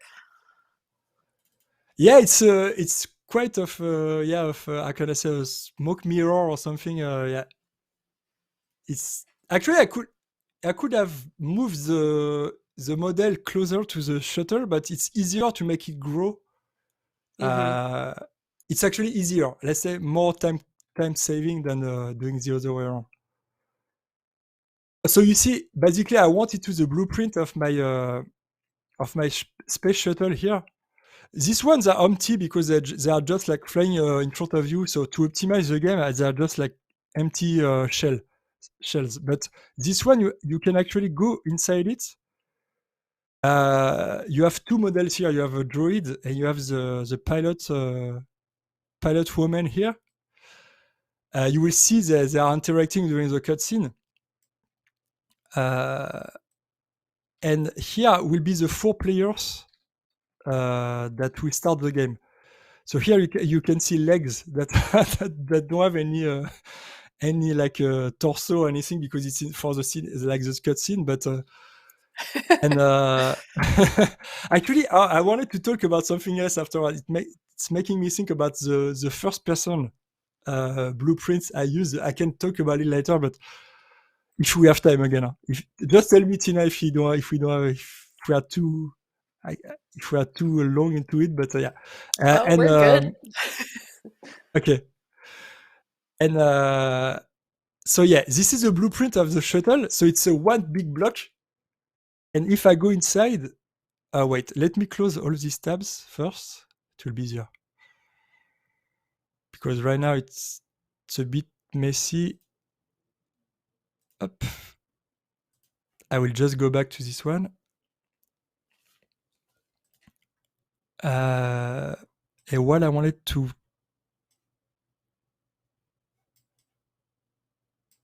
remove was the warp effect. Let me check something. It's in the. Actually, I will show the level sequencers. That's what I wanted to show.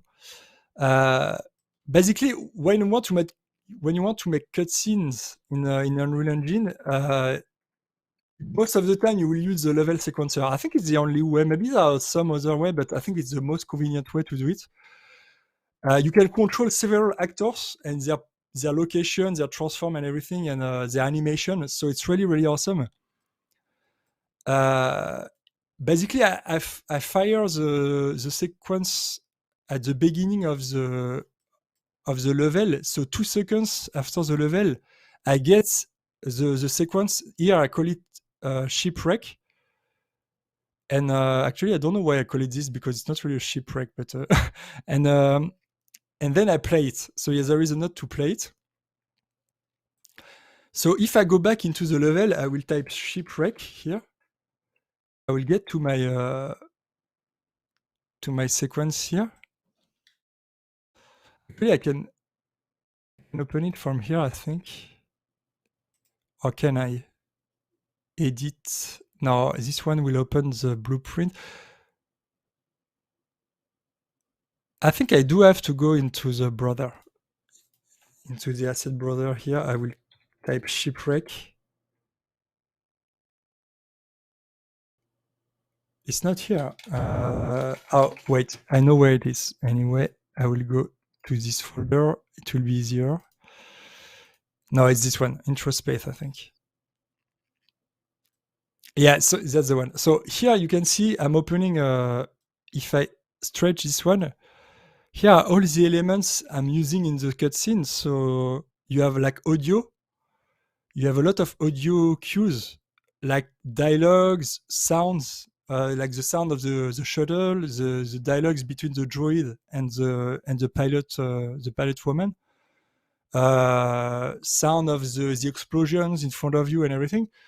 And below that, I'm using like animation to animate and blend animations between different states for the characters, and also the location of the, for example, the mothership parts here.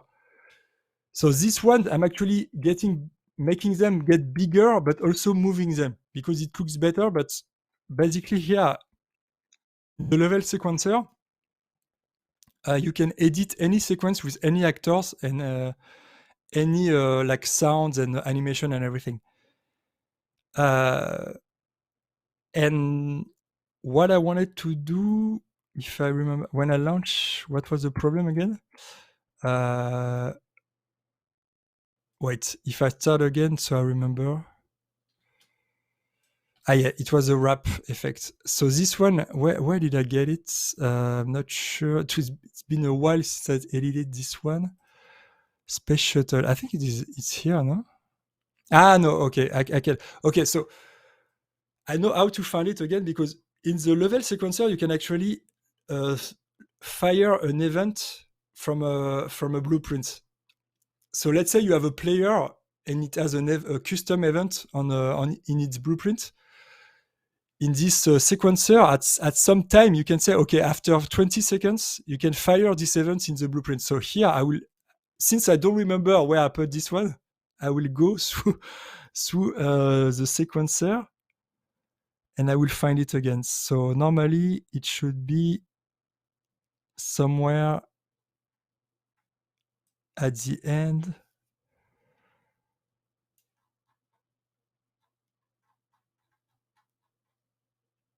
Actually, first, the start of my sequencer is not. Okay, I will have to go back to the beginning. Here,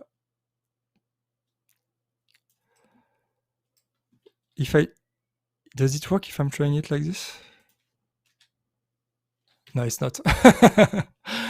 Okay, let me check. I will start it here at the very beginning, and then.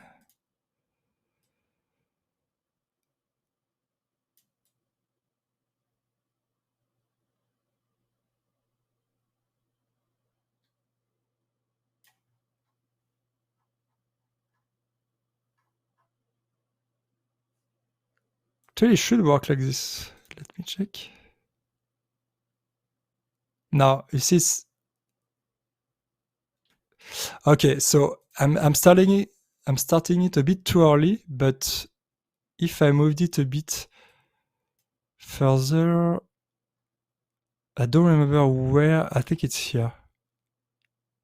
Okay, now when I start it, it should fire the cutscene. So you don't have the sound, but okay, now, yeah. So there is the dialogue. There is no, actually the subtitle are not working. I don't know why. But you will start the game like this, yeah, basically. So you are in the sound is really, wait, the sound is really, really loud for me. I will just cut it down a bit. Let me check okay, like this. I don't know why the subtitles are not working actually. They should work.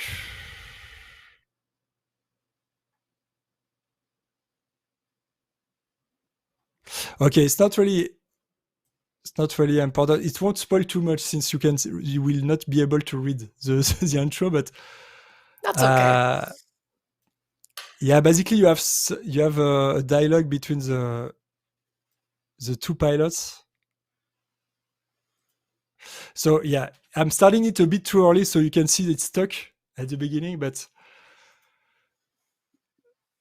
yeah, here you can see the droid talking to the other pilot, and what you have is your friends will be in the seat by you Okay. here, and yeah, the Earth will get closer, and the mothership part as well. Yeah, and here I can see my limbs. Well, it's a bit weird right now because I didn't really work on this, but It's all work in progress. exactly. So here, you will go through the one of the ship parts. I don't know if I think it's, or maybe not. Nah, maybe I was still working on it like 2 or 3 weeks ago, so I don't remember if it will work right now. But you are supposed to go through a part of the ship. Now, actually, I won't show too much because this is something else I didn't want to show. But you are supposed to go through one of the part of the ship, but I won't show. It will not work here, and I think I won't be able to find where is. Or can I actually? It's just this section. Actually, if you can see, the mid section of the mothership. This one.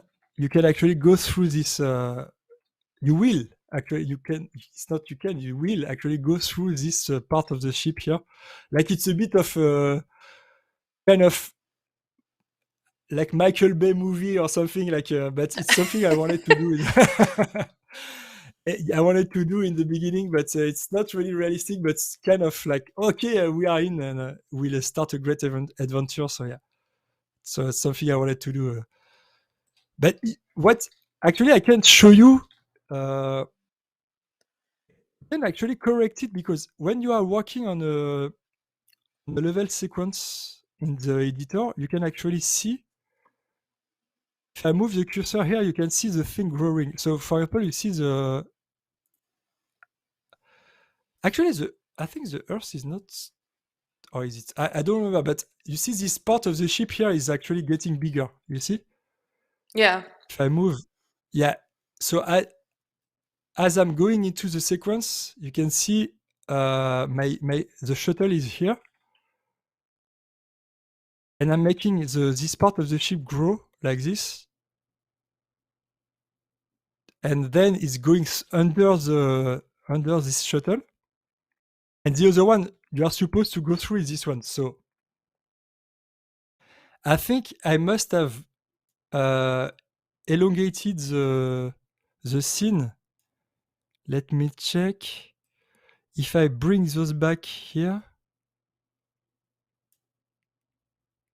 if I do this, yeah, okay. So you see here, wait. Let me see. I will unlead the scene so you see better because we are in space, so it's dark, so you cannot really see. I will unlead the scene so people can see better. So here you have the two parts of the ship, of the motherships, going. The first one is going under, and the other one, I don't know if I calibrated it well. I think so. So you see, here is the shuttle. The players will be in, and I think it's okay. Should be okay. Yeah. So you see, we will go through this. Maybe if I launch it again, it will take quite some time, maybe like 2 minutes. But we will go through it again. Yeah.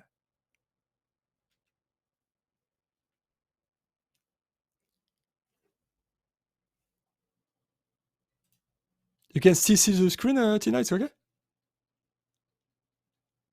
Yeah. Okay. Okay. So it will probably glitch and go through the first one. I'm not sure, but since I just increased the time.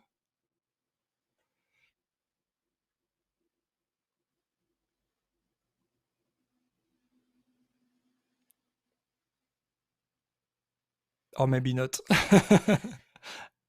I don't know if it works actually. Yeah, I think it will work. Yeah, it's working. So now we are going through. You will see the shuttle in front of us will just go through this part of the mothership, kind of. And here we'll normally go through the corridor. And now there is a song, like a music, and this I don't want to show. So yeah, basically this is the way I made the cutscene in Unreal. So I'm basically playing tricks on the visual kind of the perspectives of it. Yeah. It's not necessarily good. It's like both moving and getting bigger, basically. You That can was see it's really awesome. getting. Thanks.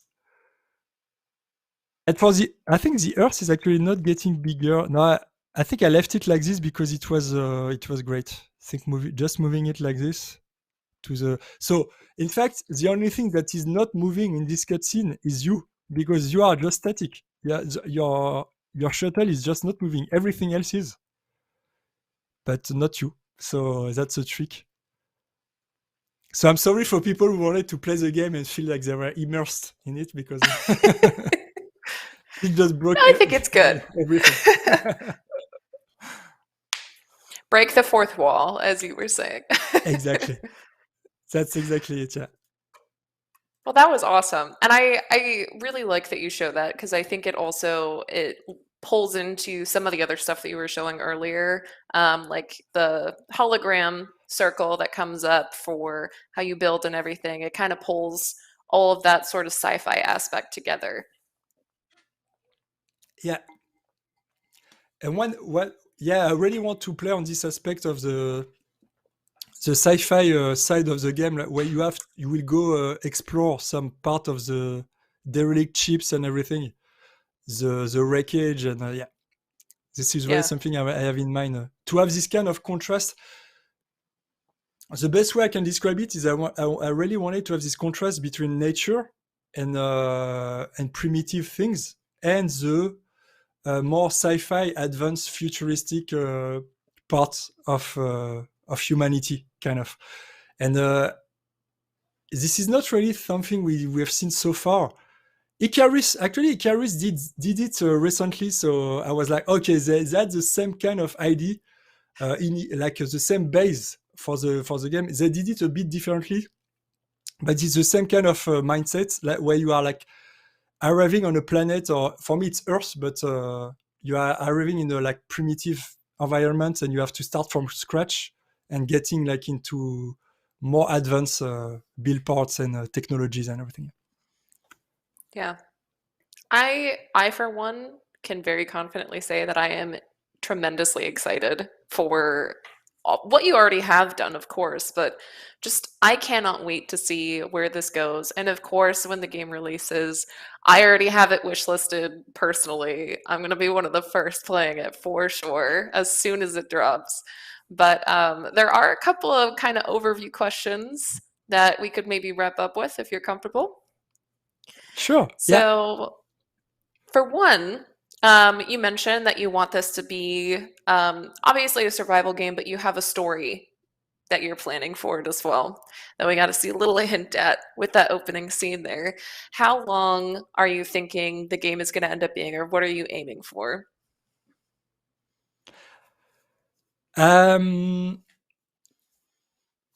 would say eventually it will be like, I'm targeting like 20 hours or 30 hours, something like this. Basically, I would like the game to have a storyline, but also to force players to build a base and everything. Because if I go back to the forest, for example, it doesn't really, you don't really have to build a base. You can actually do the game without building anything. It's a bit harder, but you can still, you are not it's not mandatory, I can say.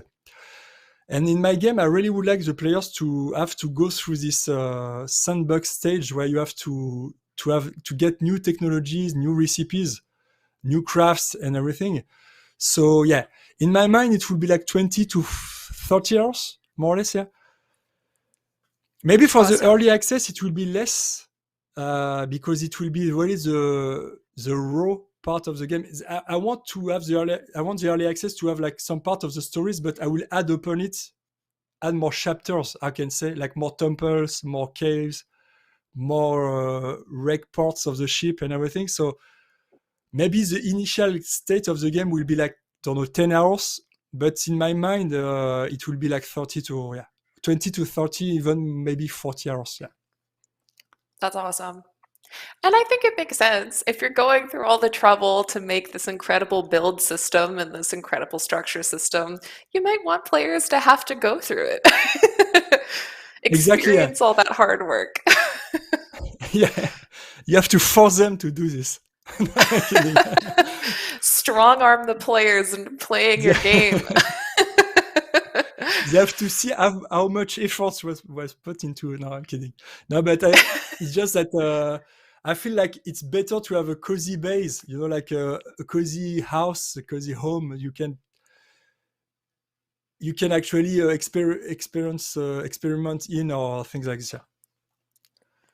But so, something I didn't mention. A lot of people ask me if there will be like a creative mode as well, like you don't have enemies or threats or blood or anything. And yeah, basically there will be. I will try to make one at launch as well. I know some people don't care about the fighting side of the game and everything. So yeah. Very cool. I know I'll probably end up spending a little bit of time in there, mostly because I suck at combat, but it's fine. So, the burning question, of course, that everybody has: when is early access being released, or when is it projected? When is the date that you have in mind?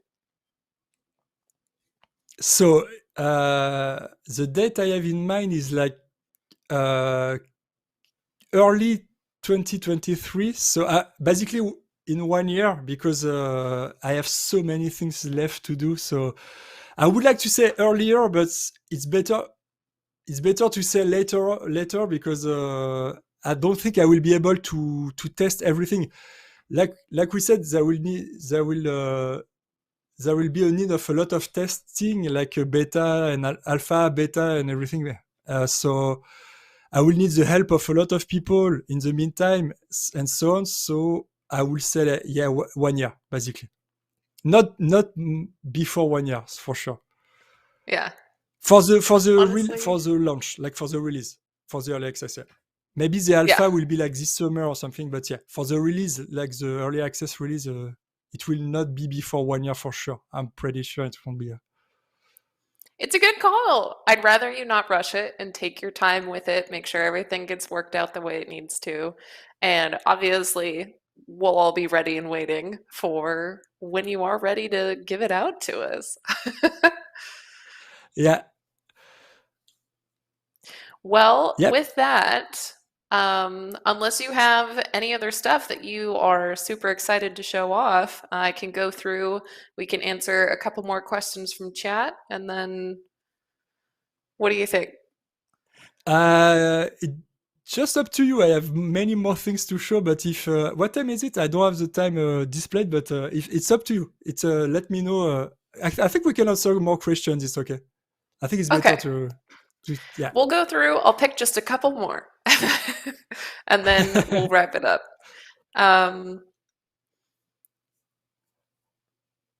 So for this, did you use Chaos or Apex physics for it?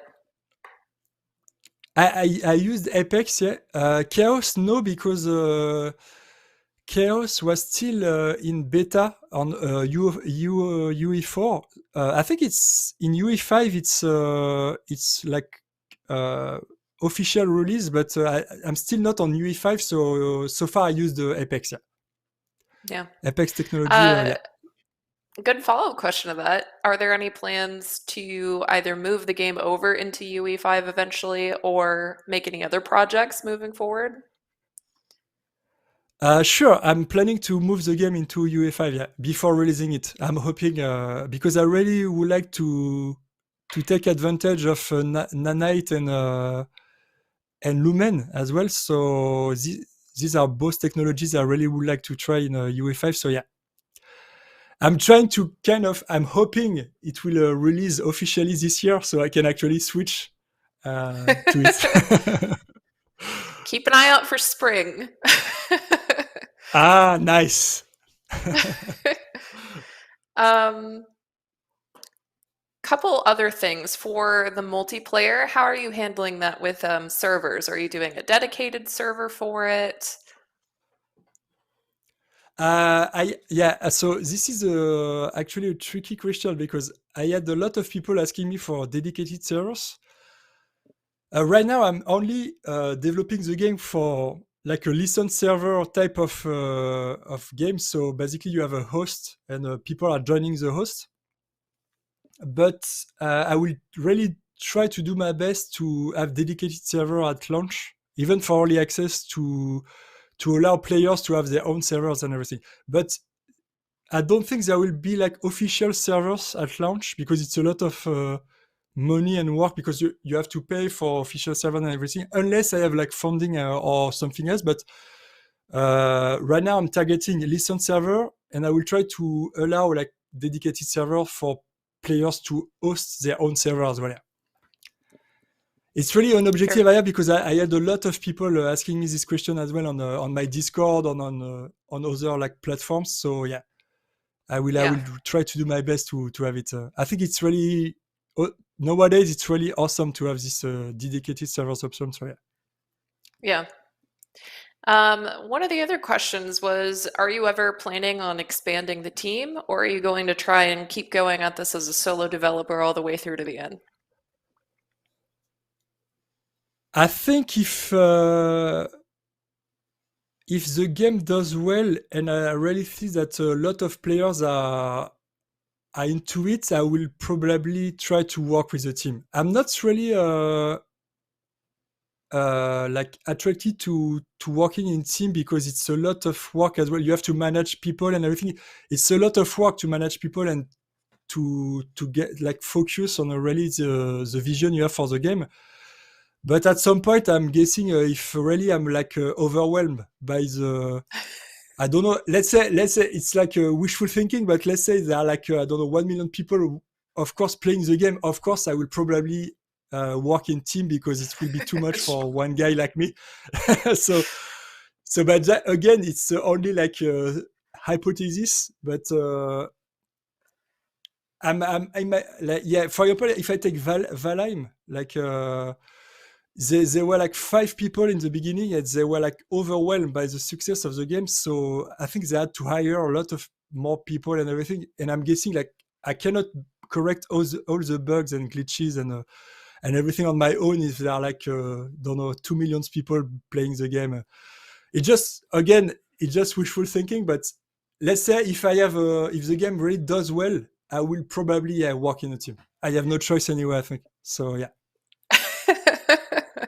Then you were strong-armed into that. So strong-arm the players into playing the game, and then they'll strong-arm into getting a team for you. Then last but not least, if anybody is interested in following you and the process of you making this game, what are some good places that they can find you and follow along with this? Like social media or some, you mean? Sure. Yeah, social media, if you have a Discord, things like that. Yeah. Okay. So there is a Discord for the game. Basically, I'm on all the social media like Twitter, Reddit, Discord, YouTube. The only one I'm not really into right now is TikTok, but I'm trying to get into it, but it's harder because I need to edit videos a bit differently. But yeah, basically I'm on every social media like Instagram and everything. If you look for Derelicts, I think on this media you will find. I think. Awesome. Normally you should find it. Awesome. And make sure you do, because he posts some incredible stuff, constant work in progresses. I am personally stalking the Derelicts Twitter almost every day, looking for updates, and it's just incredible watching everything come together over time. But thank you so much for taking the time to speak with us in our community today. Seriously, this is an incredible project. The fact that you're doing it entirely on your own is absolutely mind-blowing. It looks really professional and so incredibly well done. And I cannot thank you enough for taking the time to come on the show and not only talk about the project, but also open up your blueprints and actually walk through some of these processes with us. Well, I didn't really get the time to show too much, but yeah, it's for the blueprints because it's better, I think, to show visual things. But yeah, and but thank you for inviting me. It was really a great opportunity, a great broadcast, and it was awesome, basically. Yeah, absolutely. And there is always a spot open for you to come back later, especially around release. I think everybody would love to see the process and the progress after it comes out. But thank you once again for coming on. Also, thank you to all of our viewers for coming in and watching. Really appreciate you guys being here and interacting and asking questions. It is super awesome of you to come in and interact. So I can't thank you enough for helping out with that as well. We post all of our streams in video format that can be viewed on demand on our YouTube channel afterwards at Unreal Engine. Don't forget to keep up with us there. Also, don't forget to keep up with us at Unreal Engine on all social medias, as well as come say hi in our forums where you can get the latest news and also find all links associated with today's stream. But other than that, once again, thank you so much for coming on and showing us your incredible project. And I hope the rest of you have a fantastic rest of your day. Don't forget to come back next week.